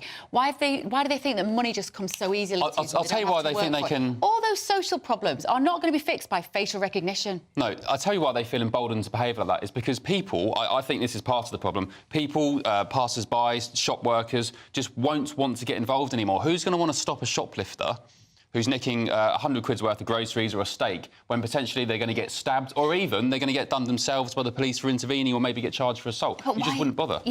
But why are they doing it in the first place? When you see this footage, they're all young people, predominantly, who just feel they could just behave with impunity. I should say, just... That's been years in the making. As part of this amendment to the law, there will be a specific offence of assault of a retail worker, which can carry a 6-month term in jail. But that depends really on the police turning up and dealing with it. They're still only turning up to a fraction of the assaults on retail workers. All right, Mark, thank you so much. Thanks, Mark. Right, moving on. Breast cancer survivors are at significant risk of developing entirely new cancers somewhere else in the body, researchers have warned. Yeah, so experts at the University of Cambridge found that women who survive breast cancer have double the risk of cancer in their other breast, and they're at an 87% increased risk of endometrial cancer. So joining us now is oncologist and former chief of the WHO's cancer programme, Professor Carol Sikora. Carol, great to see you. I think the assumption always was that if you had one cancer, you were more likely to develop another cancer in the future. So how is this different? I think this is a very large study which gives it credibility. 600,000 nearly women in England from the National Health Service database. And they looked for second cancers years afterward, for 25 years on. It was published yesterday in The Lancet.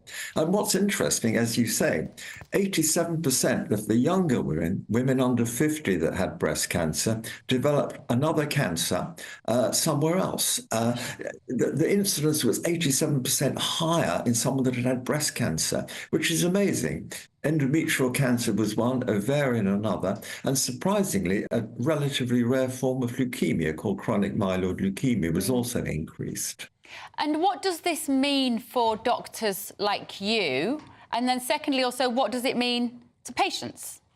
So it means that people that have breast cancer should really be followed up more avidly than we thought. You know, when I started a long time ago in oncology, we followed everybody for 10 years, just yearly follow-up. Women liked it, they were reassured. Men also get breast cancer, by the way, but it's relatively rare compared to women. The patients liked it because they felt reassured. We've cut back on that. People get 3 or maybe 5 years follow-up, and then if they have a problem, they have a telephone number they can phone.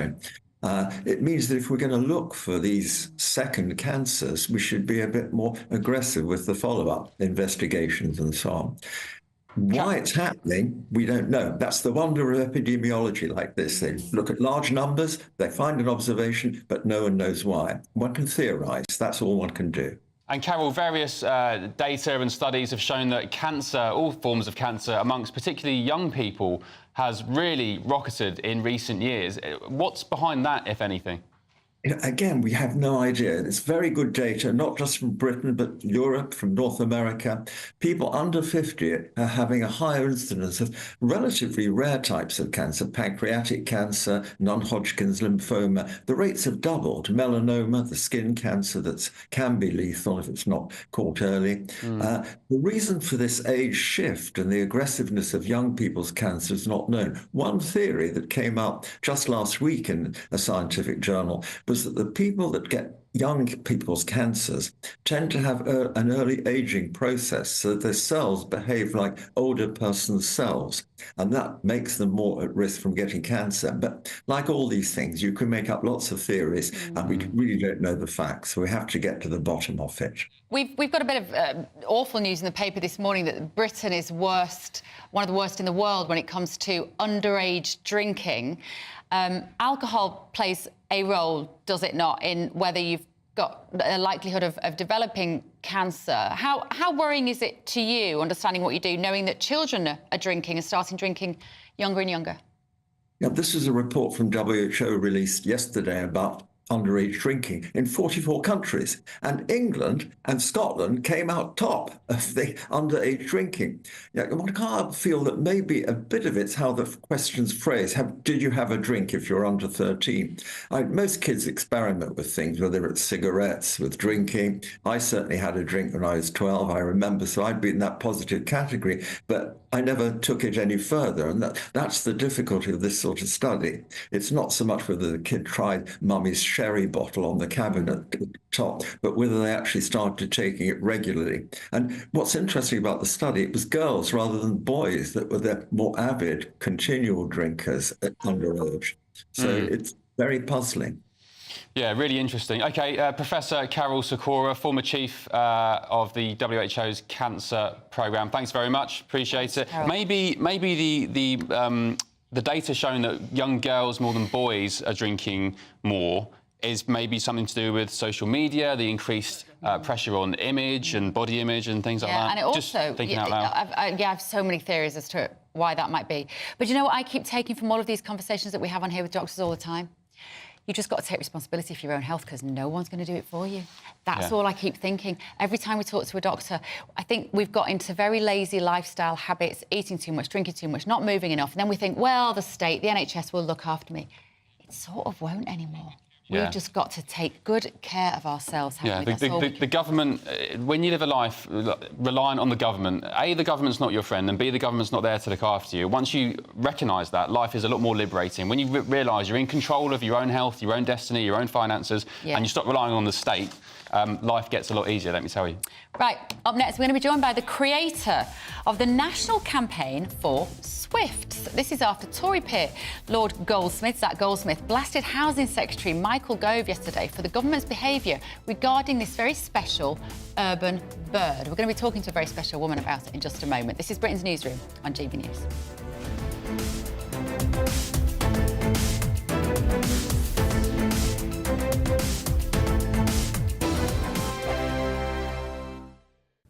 Hello there, welcome to your latest GB News weather update. It'll be a cloudier day today for most of us, with a risk of showers that could fall as snow over the high ground as it's another fairly cold day. Snow risk will definitely be just restricted to parts of Scotland, perhaps the Pennines on the very highest ground. But for many of us, there's a greater risk of showers, particularly as we head through the afternoon across eastern areas. They could turn heavy for a time as well. And there's going to be a good deal more cloud around throughout this afternoon. Still some sunny spells here and there, but sunshine's definitely going to be a lot more limited than it has been earlier on this week. So temperatures aren't going to quite climb as high, just highs of around 14 degrees in the very best of the sunshine. But for many of us, below average for the time of year. Now that rain should start to clear away. The clouds should clear as well throughout this evening. So another clear and dry night for most of us. That will allow temperatures to fall away. So it'll likely be another cold start to Friday. You can see a patchy frost developing for many inland areas by tomorrow morning, but there could also be some mist and fog around very first thing. But it will be a bright start to the day, so any frost should melt away very quickly, and there will be a good deal amount of sunshine, particularly through the morning. As you head towards the afternoon, skies will get a little bit cloudier with that cloud bubbling up and a few showers breaking out here and there. But the showers are going to be far fewer than on Thursday. They won't be quite as heavy as well. In the south, though, skies will turn cloudier by the end of the day with a risk of some showery, potentially heavy outbreaks of rain.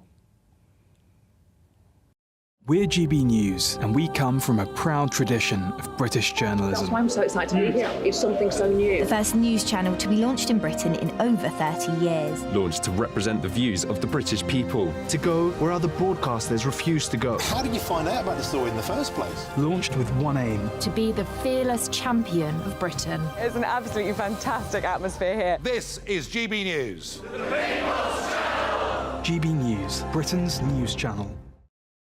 I'm Michelle Dewberry, and I'm not here to tell you what to think. I'd much rather hear what you have to say. So send in your opinions to gbviews@gbnews.com. Keep them clean, and you never know, I might read them out. With my panel here on Jubes & Co, we debate, we get stuck into the issues of the day on a show where all views are welcome, especially yours. GB News, the People's Channel, Britain's news channel. 2024, a battleground year. The year the nation decides. As the parties gear up their campaigns for the next general election. Who will be left standing when the British people make one of the biggest decisions of their lives? Who will rise? And who will fall? Let's find out together. For every moment, the highs, the lows, the twists and turns. We'll be with you for every step of this journey. In 2024, GB News is Britain's election channel.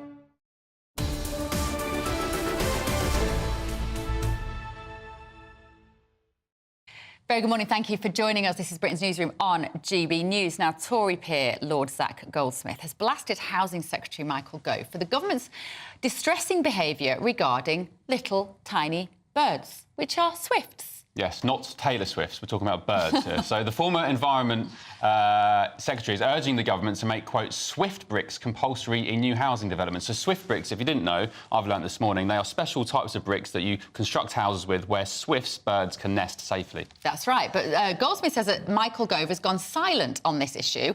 Well, somebody who hasn't gone silent, luckily for the Swifts, is Hannah Bourne-Taylor. She is campaigning with Zach Goldsmith and she joins us now. Good morning, Hannah. Great to see you. Thank you so much for joining us. OK, so just explain to us, this sounds like a really simple solution to a wildlife problem. What are swift bricks and where is the resistance coming from?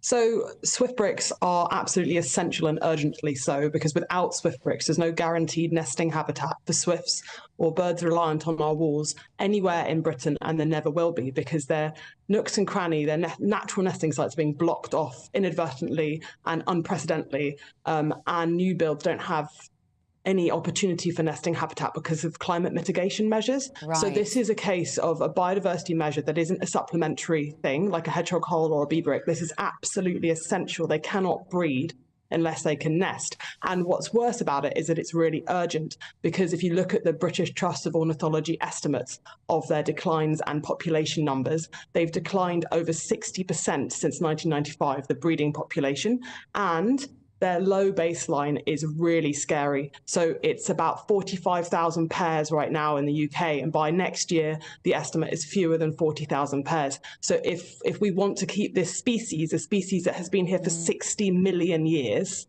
we need to install this brick. It's pretty simple.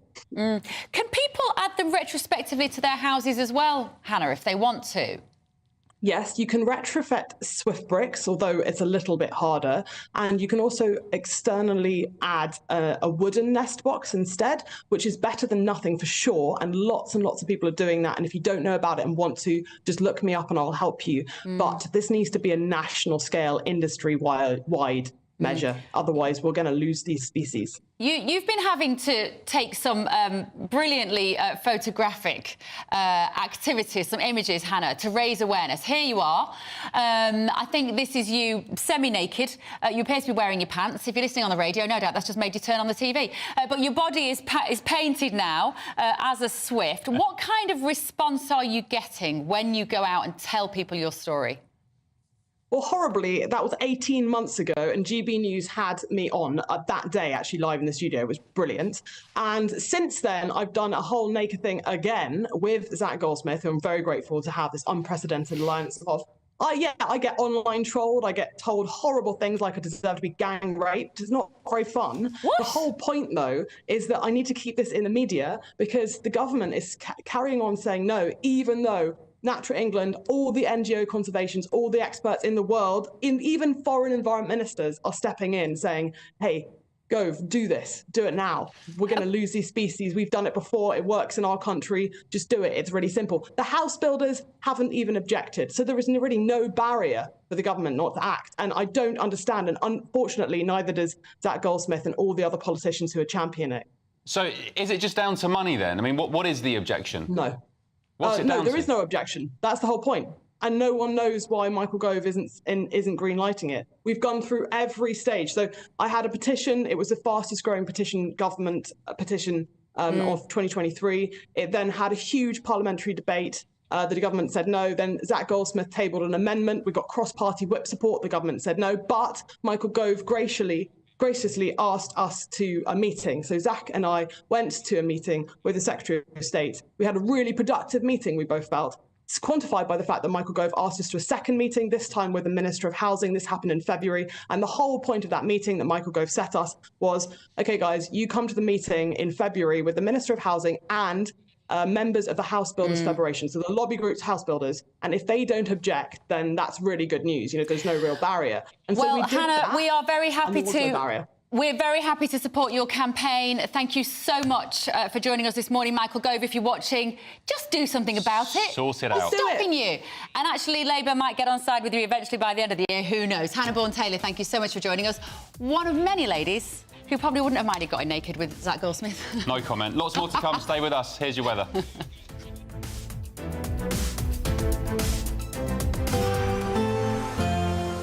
A brighter outlook with Box Solar. sponsors of weather on GB News.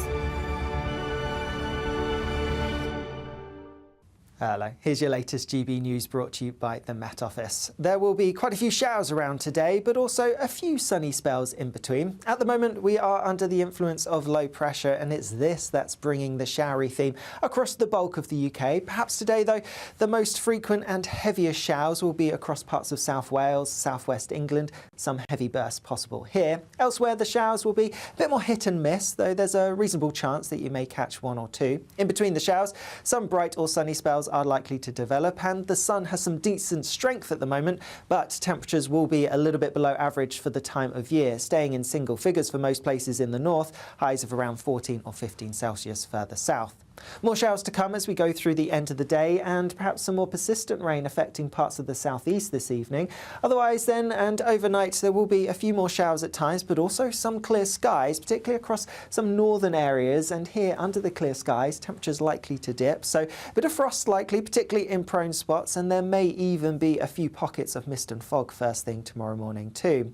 Through tomorrow then, watch out for some heavy, perhaps more persistent rain pushing into parts of Devon and Cornwall. Elsewhere, and it's a fairly similar day to today really, a scattering of showers for most places and some bright or sunny breaks developing in between those showers. Temperatures staying a little bit below average for the time of year. That's it for me. I'll see you again later. Bye-bye. That warm feeling inside from Boxed Boilers, sponsors of weather on GB News.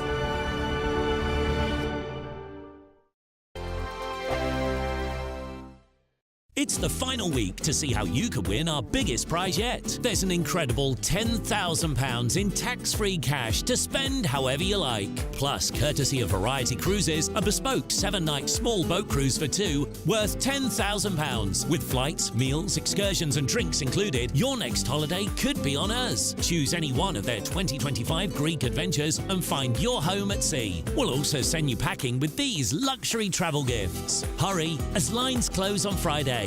For another chance to win a prize worth over £20,000, text WIN to 63232. Text costs £2 plus one standard network rate message. Or post your name and number to GB04 PO Box 8690 Derby DE1 9TT. UK only. Entrance must be 18 or over. Lines close at 5 PM on Friday. Full terms and privacy notice at gbnews.com/win. Please check the closing time if listening or watching on demand. Good luck. If you want your news to be straight talking, this is a nightmare for the Conservatives again. Down to earth. It's not just Nottingham where this is happening, is it? And most importantly, honest. Hard-working, middle-class taxpayers, they'll get their book thrown at them. Then catch me, Martin Daubney, Monday to Friday, 3 till 6 PM on GB News, Britain's news channel.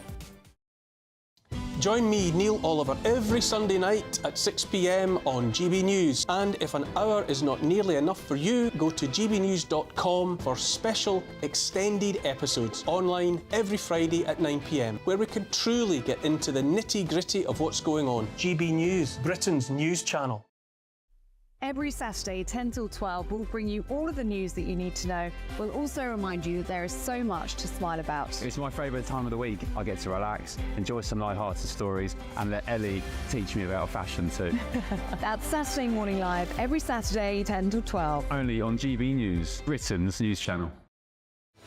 I'm Patrick Christie's. Every weeknight from 9, I bring you 2 hours of unmissable, explosive debate and headline-grabbing interviews. What impact has that had? We got death threats and the bomb threat and so on. Our job is to do what's in the best interest of our country. You made my argument for me. My guests and I tackle the issues that really matter, with a sharp take on every story. I'm hearing it up and down the country. That was a beginning, not an end. Patrick Christie's tonight from 9 PM, only on GB News, Britain's news channel. Are the newspapers getting you down? My wife didn't divorce me that month. Struggling to separate the wheat from the chaff? I know that it's a bit of a circus at the best of times. Well, don't worry. Headliners has got you covered. We'll take the burden of reading the day's news, and if we get depressed, who cares? It's an occupational hazard, frankly. That's Headliners on GB News from 11 PM till midnight, and the following morning, 5 till 6 AM on GB News, the comedy channel. Nah, just kidding. Britain's news channel.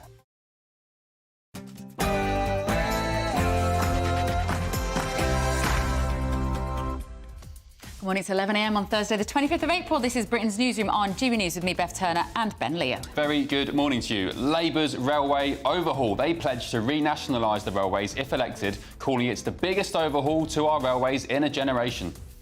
And failing to keep Britain safe, Labour refused to say if they will match the government's pledge on defence spending.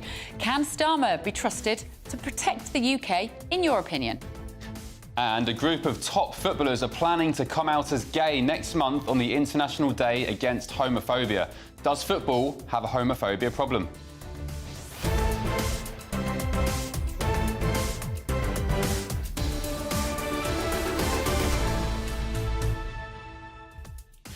Some breaking news in the last hour. The Scottish National Party are cutting ties with the Greens and their power-sharing deal. So the deal was that if the SNP got into power and they needed a majority, they'd team up with the Greens in the process. But now, in the wake of Humza Yousaf's rowback on net zero targets in Scotland, the Greens have said, what are you doing? We don't want to be in bed with you anymore. So very, very interesting. And also, sorry to interject there, Humza Yousaf, as far as I'm concerned, what a massive hypocrite. When Rishi Sunak rode back on the UK's net zero targets, pushing back the date for petrol and diesel cars, he did a video calling him horrific and basically saying that the world would be consigned to burn. He's done the same thing in Scotland just weeks after that video. So yeah, we're going to be talking about that and what that might mean, particularly for the people in Scotland. Let us know your thoughts this morning. gbnews.com/yourssafe. First, though, the very latest news headlines with Sophia Wensler.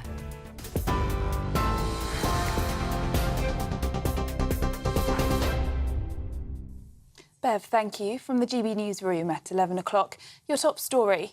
The Post Office's former head of partnerships says she's truly sorry for the devastation caused to wrongly convicted sub-postmasters. The ongoing inquiry is examining governance, redress and how the Post Office and others responded to the IT scandal. Angela van der Borgerd told the Post Office says she hopes her evidence will give all those wrongly convicted the answers they deserve. Saying sorry and no doesn't change what's happened, but I do want to say to everyone impacted by wrongful convictions and wrongful contract terminations that I am truly, truly sorry for the devastation caused to you, your family and friends. I hope my evidence will assist this inquiry with getting to the answers you and so many others deserve. The Scottish Greens have accused the SNP of an act of political cowardice in ending the power-sharing deal.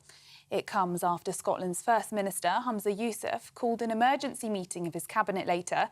The breakdown of the power-sharing deal follows criticism of a decision to scrap the country's 2030 climate target and the manner in which a review into gender services was conducted. The end of the deal means the SNP will now be forced to operate as a minority government. Labour is promising to renationalise the railway if it wins the next general election. The party says it will be the biggest overhaul in a generation and claims the taxpayer will not pay a penny in compensation costs. It would mean all networks would transfer to public ownership within Labour's first term. Current government proposals would see the creation of a public sector body which would award contracts to the private sector. But Labour's plans goes further, promising to establish a publicly owned network led by rail industry experts. The system of grading schools with one-word judgments should stay. That's according to the Department of Education. It says it's committed to the process despite calls for it to be scrapped following the death of a head teacher. The government says grades such as outstanding or inadequate provide significant benefits and give parents a succinct summary of schools. The grading system came under scrutiny following the death of head teacher Ruth Perry, who took her own life after a report downgraded her school. Her sister, Julie Walters, says the government's response is woefully inadequate. A stabbing at a school in Wales yesterday was reportedly halted when a heroic teacher intervened, placing the attacker in an arm lock. Amman Valley School was put into lockdown yesterday when a student allegedly attacked two teachers and a pupil. Their injuries are not life-threatening.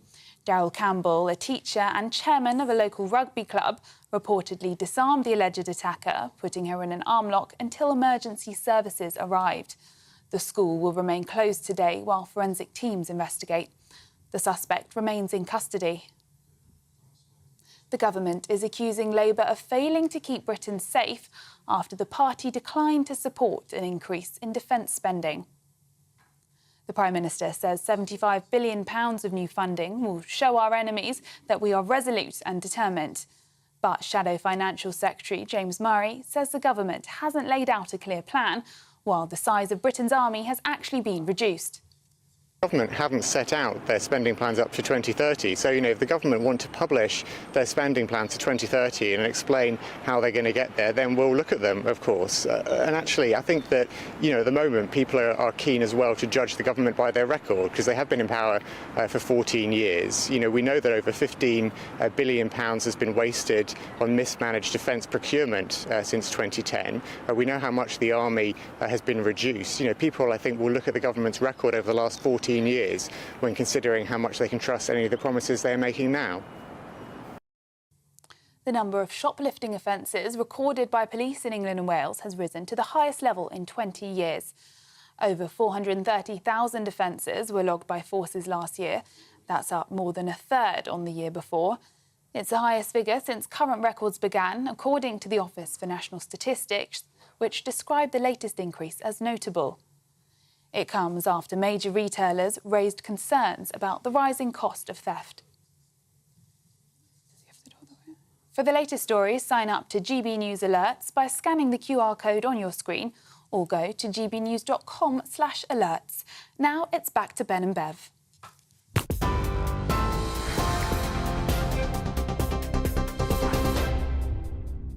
Very good morning, it's 11:06 with Britain's Newsroom on GB News with me, Bev Turner, and Ben Leo sitting here instead of Andrew Pearce. Good morning to you. Now, the Labour Party, they're planning to renationalise the railways in what they're calling the biggest overhaul in a generation. The party's pledging to transfer rail networks to public ownership within 5 years if elected. And they say their plan will not cost the taxpayer a penny in compensation costs. So GB News' political editor, political correspondent, thank you, Catherine Forster, joins us now. Catherine, you were sat there this morning listening to this announcement from Louise Hay, the Shadow Transport Minister. Put the meat on the bones of this story for us, if you would. Yes, well, we've had a return to boldness in politics over the last few days, haven't we?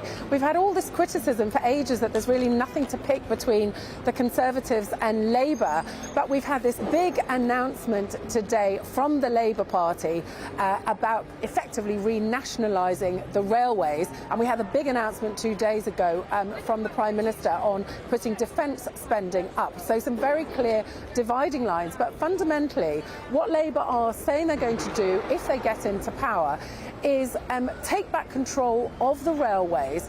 As the railway companies' franchises end, they simply won't be renewed, and the government will take them over. Now, the freight stock won't be affected. Of course, the track is already owned by the government, so we're talking about passenger services here. They will lease the rolling stock from private companies. So although there won't be upfront costs because these contracts simply will end and won't be rolled over, there's obviously going to be big costs in getting this all up and running and leasing the rolling stock. We don't know what those costs are at the moment. So, but Louise Hay basically saying that privatisation of the railways has failed. She's saying fares are up twice as much as wages, that strikes cost £25 million a day.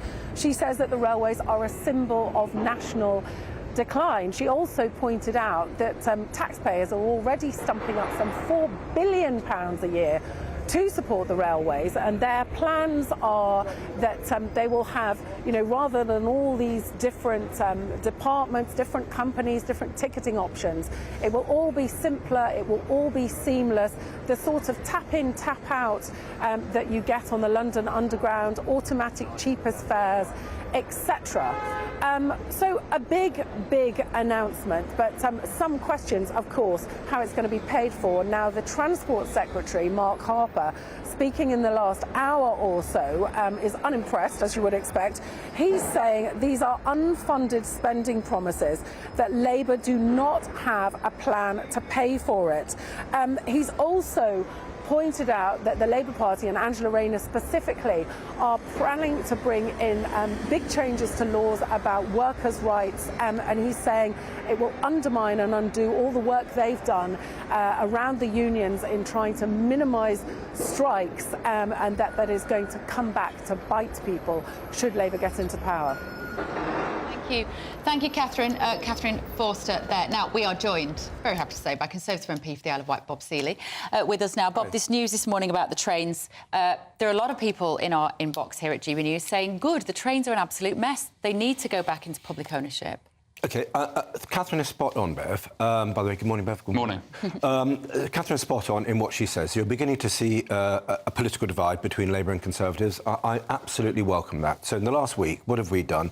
Spending more on defence. We are ending the sick note culture, and we are actually having and outlining some really good Conservative policies. And what Labour is doing is going back to nationalisation. So I'm very happy to see that divide, because I think we are dealing with issues and the Labour Party are effectively pleasing their corporate and their union paymasters.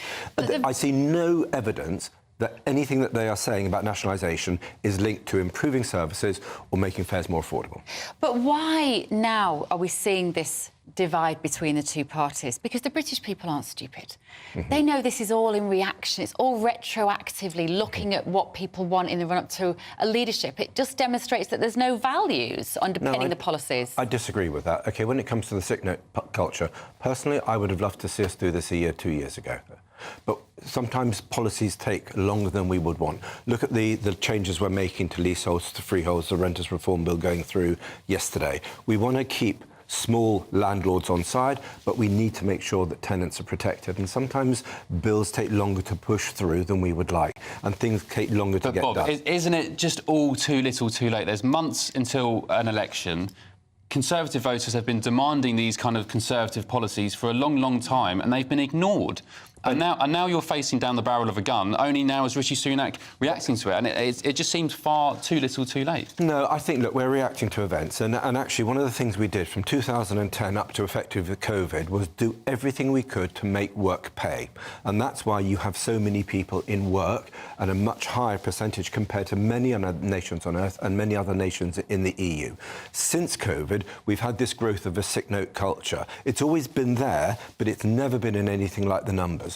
So what you're saying is you're assuming that this problem has been there for decades. It hasn't, you know, and it certainly hasn't been the priority. So we are dealing with things as they happen. I would love us to have be doing this a year ago. I'm glad we're doing it. What about the railways? I mean, Labour are taking first steps on this to, you know, I get the train from the South Coast, £90 this morning to get from the South Coast to London. OK. I was lucky to get the train because it's normally cancelled. I get the last train at night to go home called the Vomit Express, its nickname. The safety on those trains, there's people mugging each other when they're asleep, there's people begging. The state of the trains is atrocious, and the Tories have done nothing to try and...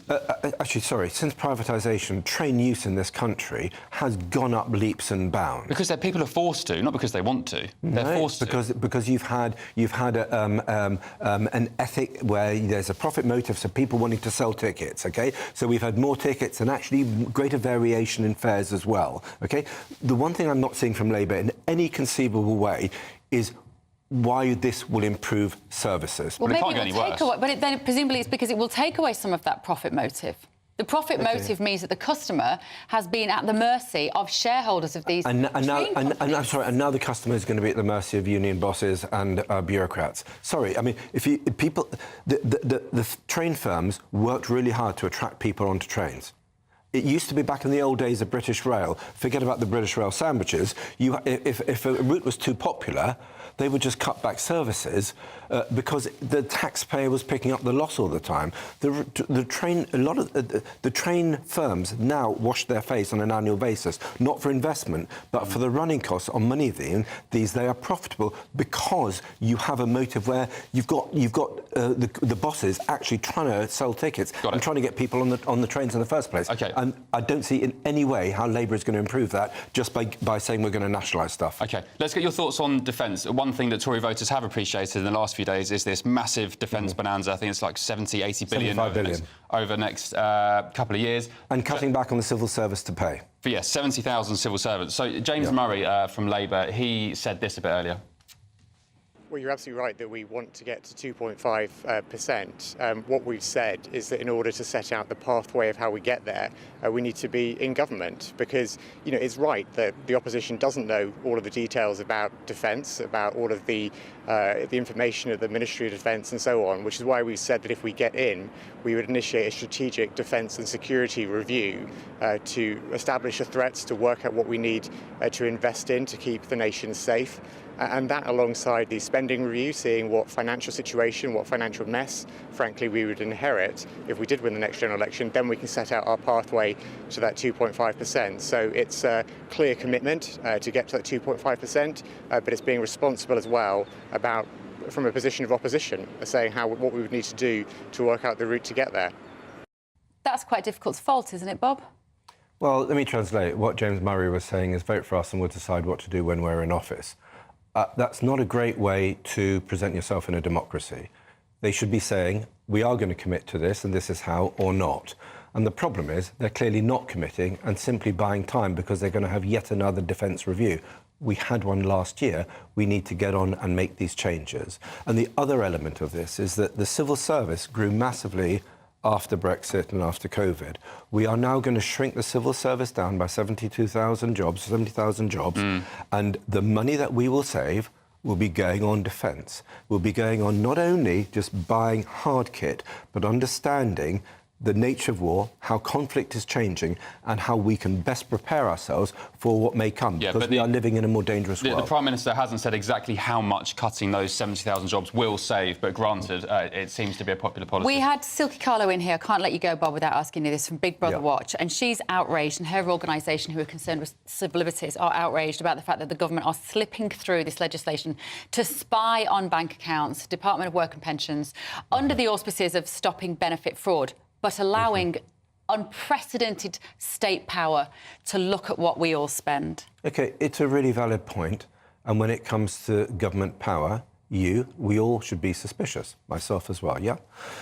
I would just say that if you have people carrying out large-scale fraud, the same people who may be concerned, including Silky Carlo, are going to be saying, why, oh, why aren't we doing more to stop this theft of public money, of taxpayers' money from folks on the Isle of Wight and everywhere else in the country, that the theft of public money into these fraudsters who are scamming all of us. I think the argument is, Bob, Silky's argument anyway, is that the money recouped will only be, I think, 1 or 2%. 3%, right? And of what? Of the fraud. Of a very, very large amount of money, huge sums of money. In exchange for that, you're having the potential theft, if we're going to keep along that theme, of civil liberties, which, is it worth it? Is the risk-reward worth it? Many people say it's not. We don't want the government snooping in our bank accounts.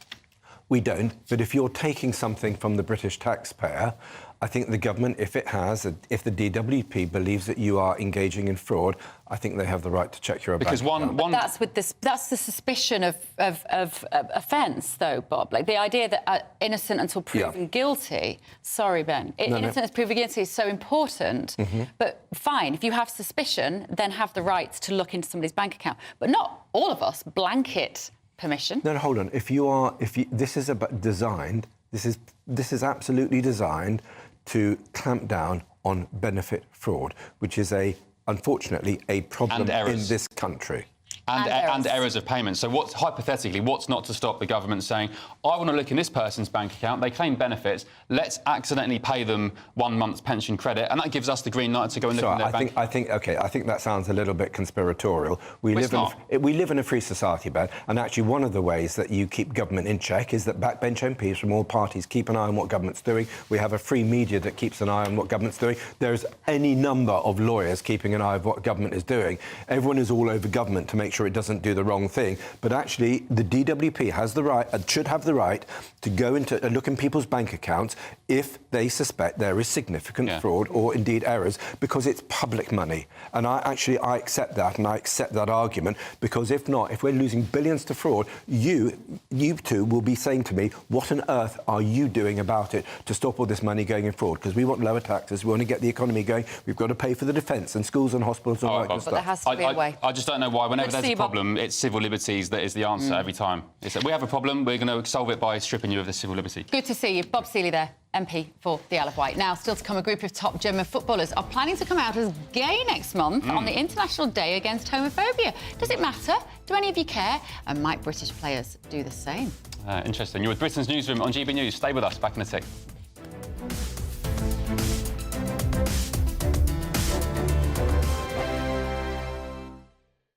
This is GB News, Britain's news channel. In the quaint Derbyshire village of Sudbury, there's a storm brewing between the local football club and the National Trust. This grass field might seem unremarkable, but for hundreds of years it's been part of the Sudbury Hall estate, playing host to the village football and cricket matches. Now the National Trust are planning to put an end to that tradition in the name of biodiversity, with plans for trees and plants where the football club play. Some worry it breaks a memorandum of wishes from the late Lord Vernon, whose family have lived here since 1660. Manager of Sudbury FC Tom Crutchley says he's upset at the decision. Naturally disappointed. We've been here, this is our 9th year. We've put a lot of effort into here to keep playing, to maintain it. I'm from the village originally, so personally it was, it is very upsetting. MP for Derbyshire Dale Sarah Dines says the National Trust aren't respecting the history of the site. I feel they're trampling over the wishes of historic owners who gave up this wonderful site for the nation. And for over 100 years, people have played football and cricket here. It's incredibly sad. Incredibly sad, and it's against the wishes of a lot of people locally who've written to me from the village. Sudbury Hall lives under the branding of the Children's Country House, a decision which Dines says is disrespectful to the history of the estate. I mean, this is fake to make it into a children's theme park. It's almost a reimagining, and in fact that's the very words it says on their website. The house is reopened, it's been reimagined. I don't want our heritage to be reimagined. I think the National Trust has been captured by people who have different ideas than most people in this country. Whilst the public will still be able to roam these historic grounds, the village feels like a legacy is being snatched away. Jack Carson, GB News, Sudbury. I'm Michelle Dewberry, and I'm not here to tell you what to think. I'd much rather hear what you have to say. So, send in your opinions to gbviews@gbnews.com. Keep them clean, and you never know, I might read them out. With my panel here on Jubes & Co, we debate, we get stuck into the issues of the day on a show where all views are welcome, especially yours. GB News, the People's Channel, Britain's news channel. Are the newspapers getting you down? My wife didn't divorce me that month. Struggling to separate the wheat from the chaff? I know that it's a bit of a circus at the best of times. Well, don't worry, Headliners has got you covered. We'll take the burden of reading the day's news, and if we get depressed, who cares? It's an occupational hazard, frankly. That's Headliners on GB News from 11 p.m. till midnight, and the following morning, 5 till 6 a.m. on GB News, the comedy channel. Nah, just kidding. Britain's news channel.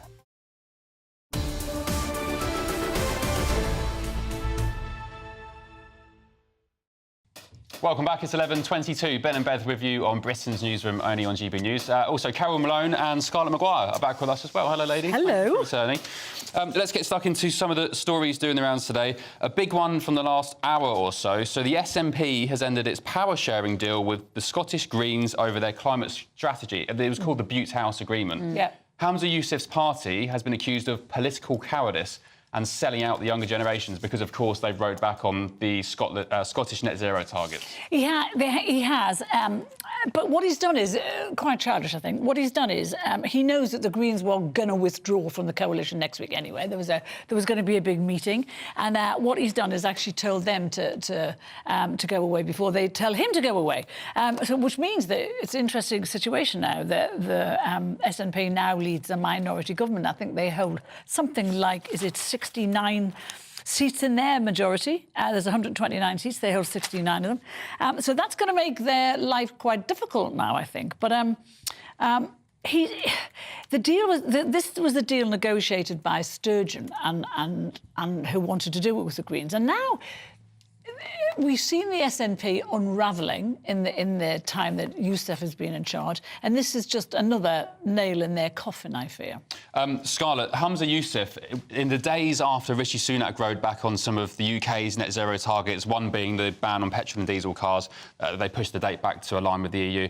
Humza Yousaf did a very massive virtue signalling video saying that it was unforgivable that Sunak would do this. He was, you know, destined to kill generations of people because of climate change. He's now done the same thing. Is he the world's biggest hypocrite? Well, I think that nobody's going to believe anything that the SNP say. I mean, what is the point? That they were in coalition with the Greens, they agreed to the Green Deal, and now and then they pulled out of it, never quite giving a reason, actually. What I think is that the Greens should have learnt from the coalition between the Lib Dems and the Tories in 2010 is that actually when things go wrong, they blame the little party too, and that the Greens will be blamed for all the SNP woes, and they should have got out a lot faster. Once they could see the SNP unravelling, because I mean the SNP are just going to lose so much and the Greens are going to be too associated with them. This will be useful for Labour, don't you think, though? Oh, it's going to be great for Labour. Yeah, it's very good, because now they're going to have... The SNP are going to have to cosy up to Labour now as well. It's interesting... Well, the SNP will not cosy up to... Well, I mean, I can tell you this, is that there are people in Scottish Labour who would vote Tory before SNP. I mean, the thing about... It's power, Scott. They all want power. No, it's about independence. And actually, it's about the union. And the Scottish Labour absolutely believe in the union, and the SNP don't. And the Greens don't. Well, it's interesting that a lot of the environmental groups have gone nuts today. Friends of the Earth called this the worst environmental decision ever.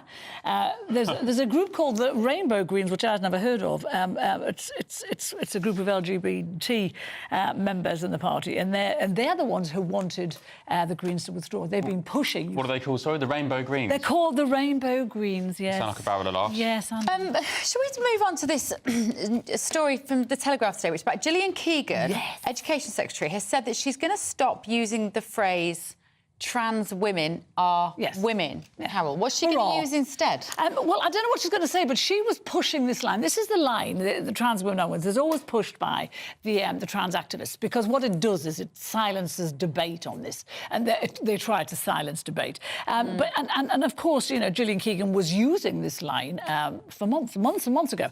But now she says, and it's interesting, it comes on the heels of the Cass report.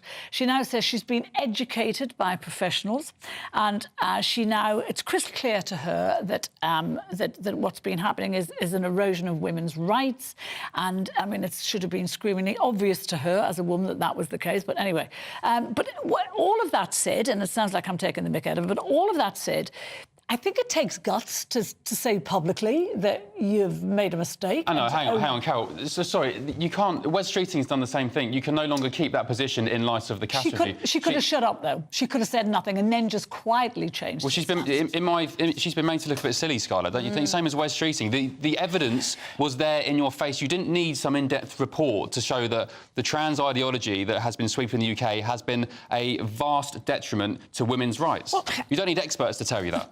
Actually, I don't feel threatened by trans women, and I think it's really, really important. And I think that for too long, trans women have been the butt of humour. They've been used. That actually, it's really... Hold on, Carol, I'm allowed to say this.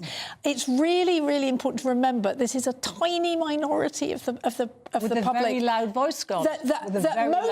Most of them say nothing. Most of them just want to live their lives that they were unhappy. What's going on in schools is completely different. I mean, what's going on in schools is about young people in rebellion, and it's always been like that, and now they're choosing gender. But for most trans women, they just want to be allowed to live their lives without being the butt of humour. I just think Gillian Keegan never understands anything. No one would disagree with that, but I think the thing about the trans activist groups, they have infiltrated a lot of our institutions, particularly the NHS, and people are angry about this, and Keegan has recognised that. She's also under fire now because she published a guidance for schools in December last year, saying that things like pronouns should only be allowed, kids should only be allowed to use them in the most exceptional circumstances. And teaching unions and the trans groups are on her now like a rash because they totally disagree with that. They want kids indoctrinated in schools from a very early age.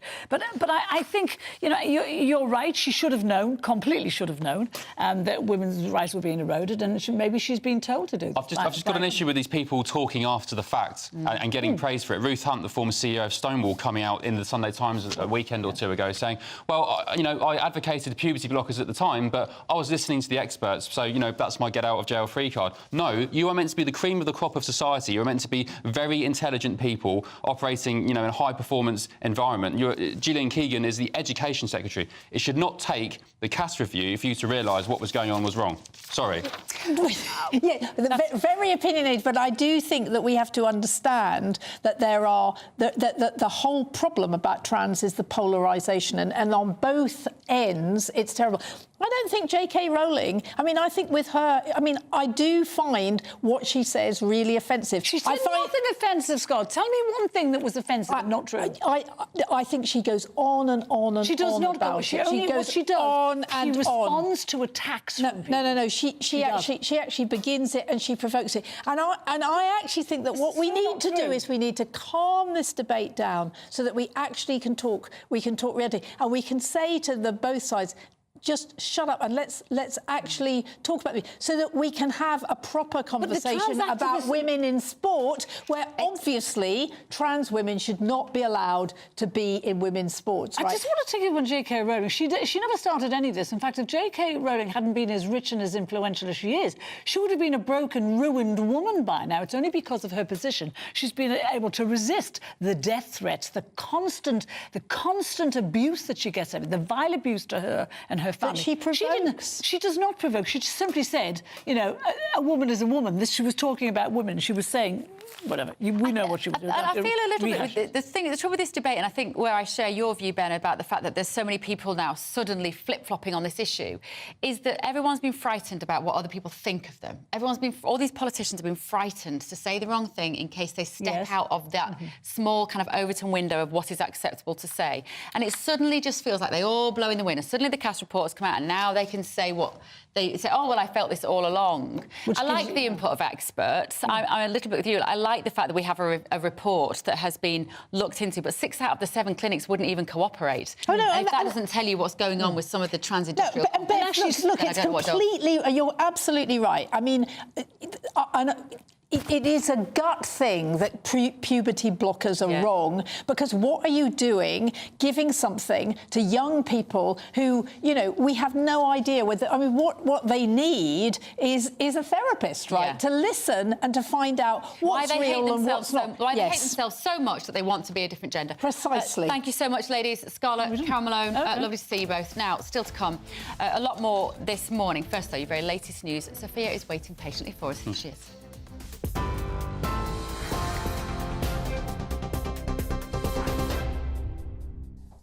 Bev, thank you. It's 11:32. I'm Sophia Wensler in the GB Newsroom. Your headlines. Former Post Office Head of Partnerships, Angela van der Borgert, has said she is truly sorry for the devastation caused to wrongly convicted sub-postmasters. She told the Post Office Horizon IT inquiry this morning that she hopes her evidence will give all those wrongfully convicted the answers they deserve. Saying sorry and no doesn't change what's happened. But I do want to say to everyone impacted by wrongful convictions and wrongful contract terminations that I am truly, truly sorry for the devastation caused to you, your family and friends. I hope my evidence will assist this inquiry with getting to the answers you and so many others deserve. Labour is promising to renationalise the railways if it wins the next general election. Current government proposals would see the creation of a public sector body which would award contracts to the private sector. But Labour's plan goes further, promising to establish a publicly owned network led by rail industry experts. The Scottish Greens are accusing the SNP of an act of political cowardice after their power-sharing deal collapsed.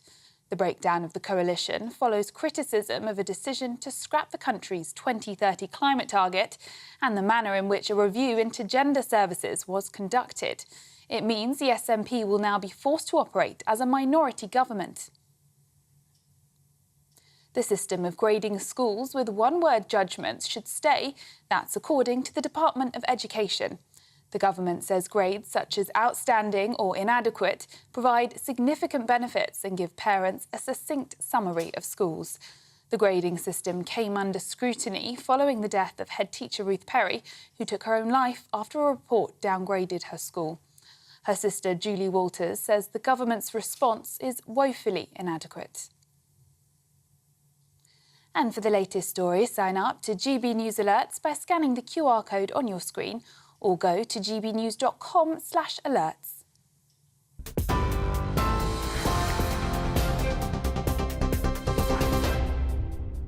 Cheers Britannia Wine Club proudly sponsors the GB News Financial Report.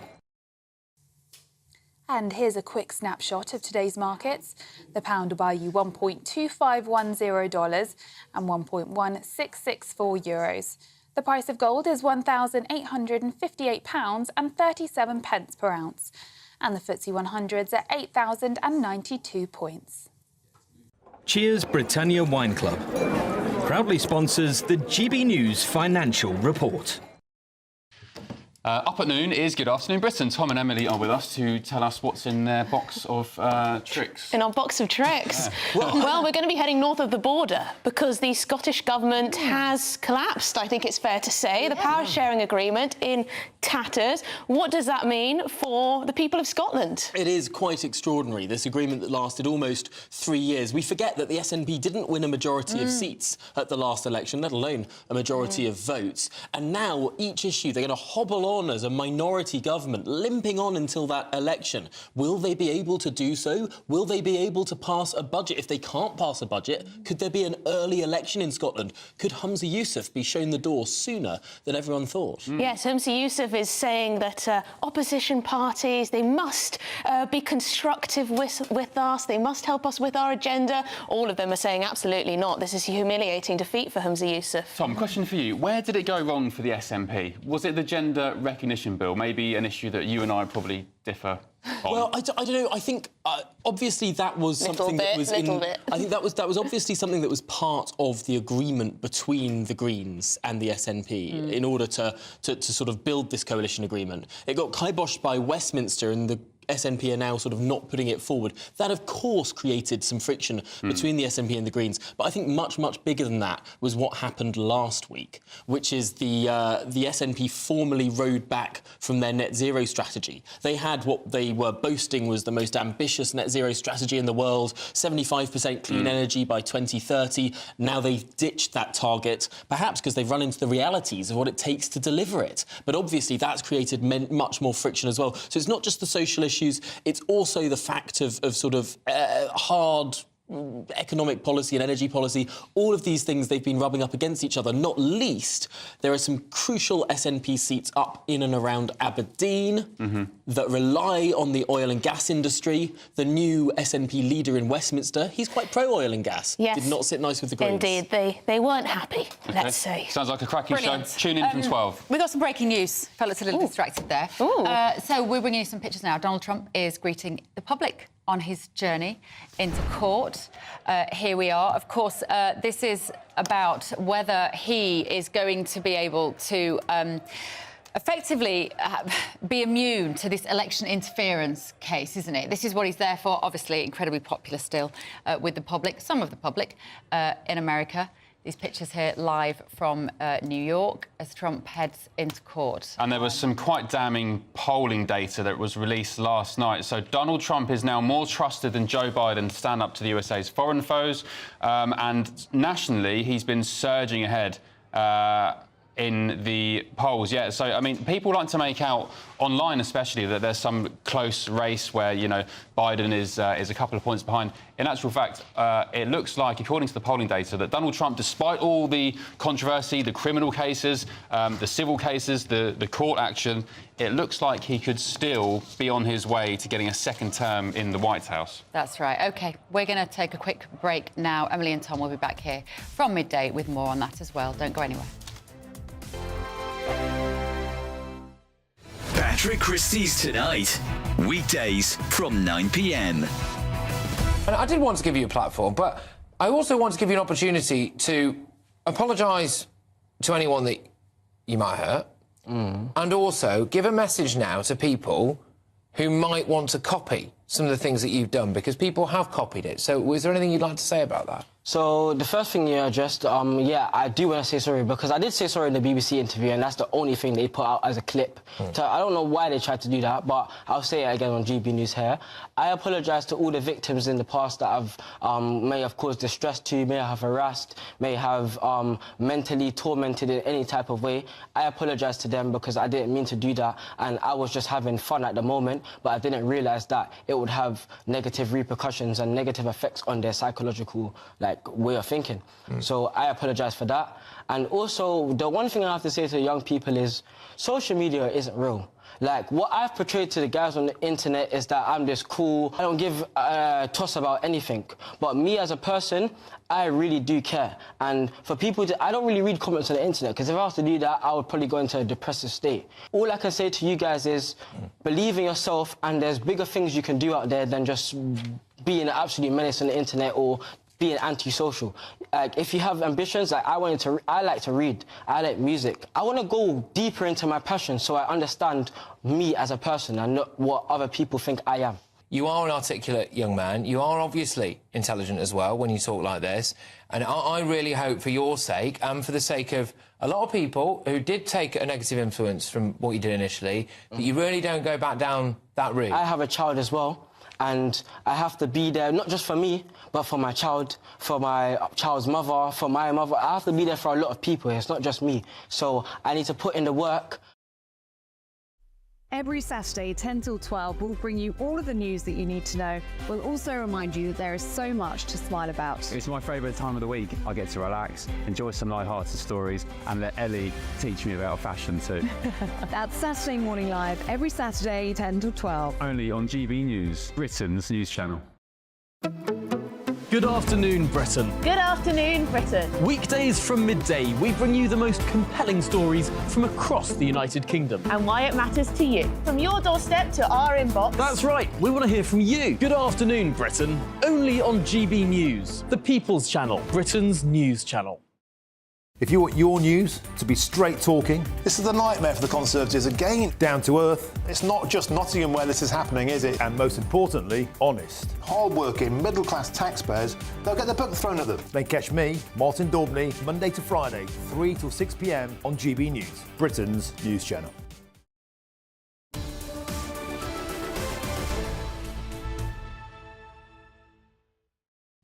Good morning, it's 11:42 with Britain's Newsroom on GB News with me, Bev Turner, and Ben Leo sitting here for Andrew Pearce. Good. Right, now, a group of top footballers are planning to come out as gay next month. The group has made plans to publicly declare their sexual orientation on the 17th of May, which is the International Day Against Homophobia. That's right. German news outlets are reporting that all of the players' clubs are aware of the planned proposal. So joining us live from Sunningdale is award-winning football journalist Harry Harris. Good morning, Harry.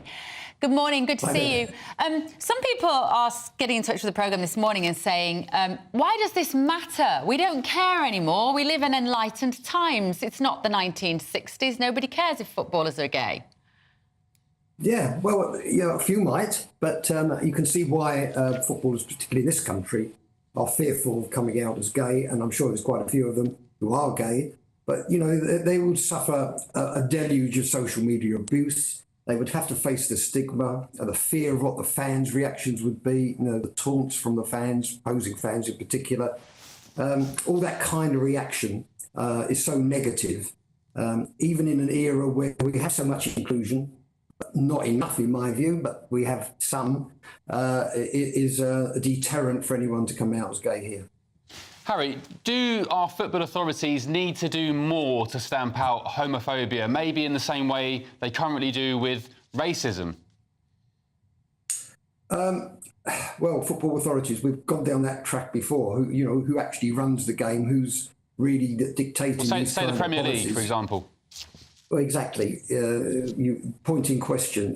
They're not running the game. They're just out for their own needs within the 20 clubs which actually run the Premier League. So these kind of issues, we're talking about a government football regulator.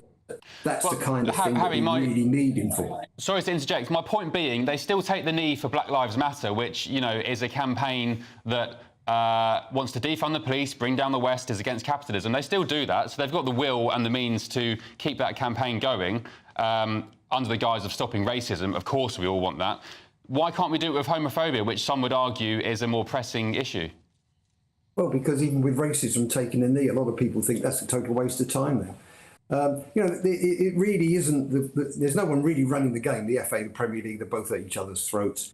What we need is someone to actually implement some positive policies, and it's really just down to individual clubs that are doing it.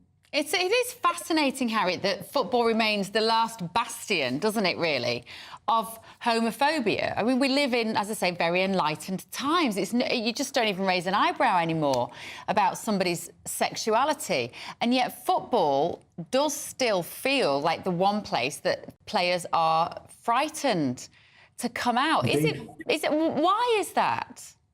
Well, you're absolutely right. Well, I'll give you a little exclusive. I was researching my book about racism in particular, and I spoke to the West Ham owner and chairman, David Sullivan, and this is why some people are enlightened. I asked him about Thomas Hasselberger, who, of course, was the first came out gay in this country, a German international footballer, and asked him, did he know he was gay before he signed him? And he said, yes, I invited him to my home for a party, and I asked him outright why he didn't have a girlfriend, and he confessed to me that he was gay. I have liberal views. He could see I had liberal views. I was comfortable with it. I knew he was gay and I signed him. But that isn't a universal policy within football. It's just, David Sullivan was very much like Alan Sugar. He's very gruff, but he's very direct. But he has some great views about the game, and people like that, in fact, should be running the game. But at the moment, no one's running the game. So asking for these kind of policies is just, sky in the pie. Because often, I'm thinking of other sports as well, like Olympic sports maybe, where there weren't athletes out for many years as being gay. Tom Daley came out as gay. Mark Foster, the swimmer, also came out as gay. It feels like in those sports, it did take a very long time. They were worried about brands dropping them maybe. But we just don't live in that age anymore. I don't think Nike, Adidas, any of the sports brands would be... I think it would be a benefit exactly. from a marketing perspective. Well, you look at David Beckham and his allegiance, or sometimes non-allegiance when he goes out to Qatar, but whatever it is, he had some support for what we're talking about, and it wasn't detrimental to his brand at all. No, I think you think we're in an enlightened age, but in football, it's still the dark ages. Extraordinary. Well, this is happening in Germany, Harry, isn't it? And it may, who knows, start a domino effect of other professional leagues around the world making these players come out in the same way. Harry Harris, award-winning. I wouldn't count on it in this country, though. No, you might be right. I thought it would, but having spoken to you, you know a lot more about football than I do, Harry. Let me tell you, you might be right. Thank you. Thanks, Harry. It is such a shame because I personally know of many backroom staff at Premier League clubs, even some players who are gay. The staff, the clubs, the people who work in the clubs have no problem with it. Why should they? I think the issue is the terraces. I live in Brighton. I've seen quite a few Brighton Hove Albion games. Of course, a city with a big gay demographic. They call it the gay capital of Europe. And the chants from fans to Brighton fans at Brighton games are, quite frankly, disgusting. Homophobic chanting pretty much week in, week out. So I think that's where the issue is. It's the fear from the terraces. Amazing. Right, let us know all of your thoughts this morning. You have been getting in touch. We have been reading them. We haven't read that many out so far, but we aren't quite done with you yet. We're here until midday. Don't go anywhere. You're with Britain's Newsroom on GB News.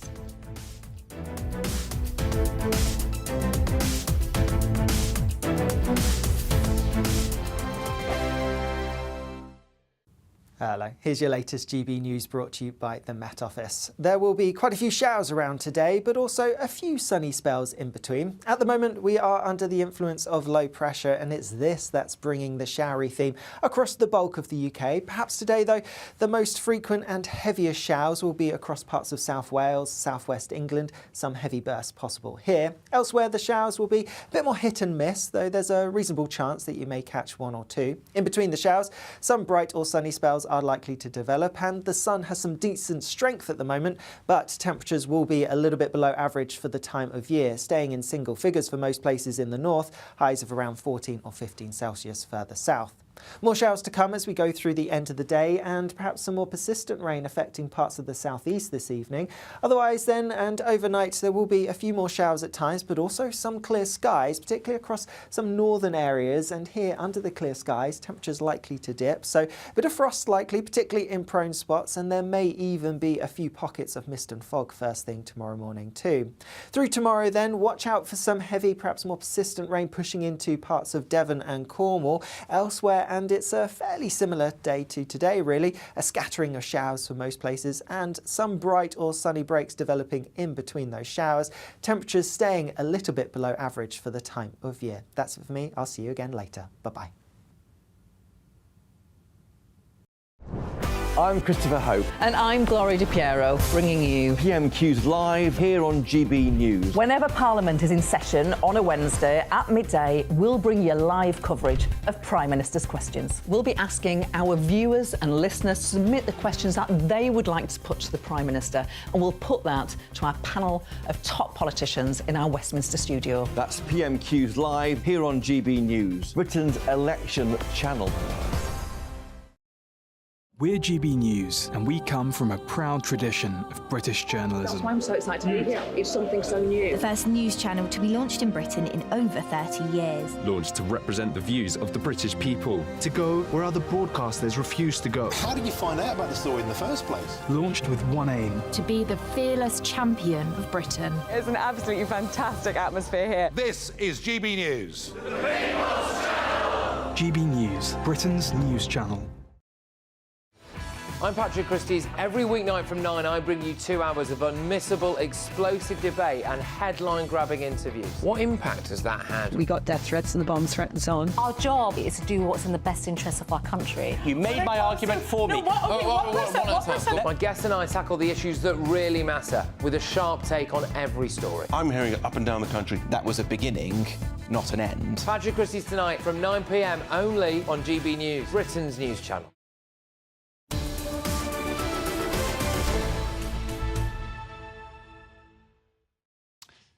11:51, you're with Ben and Bev on Britain's Newsroom. Lots of your emails come in, and we are now going to get to them. We promise. We've been meaning to all show, so let's get stuck in, shall we? That's right. Patricia has said, who cares if they're gay, straight, trans or whatever? It's really not important, not worthy of any discussion. This is about footballers. The German Football League are going to have a load of gay players come out on one day, on Anti-Homophobia Day, and we were just discussing whether that might happen here as well. Danny said the same thing. If a footballer wants to come out, surely that's their choice. They should feel free to do so if they want to. Nothing to do with me, what their choices are. I certainly don't see why it's newsworthy. Yes, on railways, Labour, of course, planning to renationalise the railways. They say, Frederick says, the last time the railways were in public ownership, you were held to ransom by the unions and the government did nothing. And on football, Averill says, why do people have to shout it from the rooftops? We don't need to know about your sex life. I don't think they're quite shouting it from the rooftops. I think it's just they want the ability to just be their, what some would call, I don't like the term, but their authentic self without maybe getting abused from the terraces. Yeah. Nick has got in touch saying it's Humza useless and his court of gestures. This is about the collapse of the collaboration between them and the Green Party. This guy has more skin in the game. I can't read that out. Carry on. On Labour, Ali, you say, good morning, Ali, are Labour being a bit coy about where all this money is going to come from because of their plan to roll out ULEZ across the country, and they know how many voters are very anti it? And a lot of you getting in touch with this story that Silky Carlo from Big Brother Watch came in to talk about earlier, which is about the government just surreptitiously getting in legislation under the auspices of being able to look at people who are benefit cheats bank accounts. but being able to look at all of your bank accounts. Danny has said targeting benefits claimants first because they're not an asset contributing tax, so looking for any reason to lessen the payments. Self-employed and small businesses next, then everybody else. On breast cancer, Dickie says, my late wife survived breast cancer the day after getting her 5-year all clear. She was diagnosed with a highly aggressive bladder cancer. Wow, I'm sorry to hear that, Dickie. And she passed away 8 weeks later. Sorry to hear that. And Margaret said about the benefits bank account story, it starts off with people on benefits. It's nothing to do with fraud. The real aim is to have access to all bank accounts. The question is, though, why? And Jennifer said the biggest fraudsters are the elite. How about looking into how they accumulate so much money in a short period of time? MPs have been caught out many times, but not one of them seems to get prosecuted. Quite right. More billionaires made in the post-COVID months than at any time before. What does that say? One rule for them and another for us. She says it is a big club. All right, thank you for watching. It's been a pleasure. Thank you for all your comments. Thank you, Bev, for your company. And, yeah, here's Good Afternoon Britain with Tom and Emily. Is today the day that numbered the days of Humza Yousaf as First Minister of Scotland? With his coalition deal now in tatters, he limps on as a minority Prime Minister. How long will he last? Yes, and after the triple stabbing in a school in Wales, we're asking what on earth is going on? Should there be security at our schools made mandatory? Why are children stabbing each other? All that to come here on Good Afternoon Britain. Don't go anywhere. A brighter outlook with Box Solar, sponsors of weather on GB News. Hello there, welcome to your latest GB News weather update. It should brighten up for many northern areas through the rest of the day, but it will remain fairly cloudy in the southeast. That's because a weather front has been pushing along the southeast throughout this morning. That's bringing the cloudier skies. It's a fairly weak feature by the time we get to this afternoon, but it will continue to bring quite a lot of cloud around to many southern areas of England. And in the southeast, that's where we could see some drizzly rain, particularly along the coast. Elsewhere, it should stay dry through this afternoon, and there will be a good deal of sunshine for north and western areas. Northern Ireland, western Scotland, northwestern Wales as well, seeing highs of 15 or 16 degrees. So in the sheltered sunshine, not bad at all. But if you are exposed to this northerly wind along the east coast, you're certainly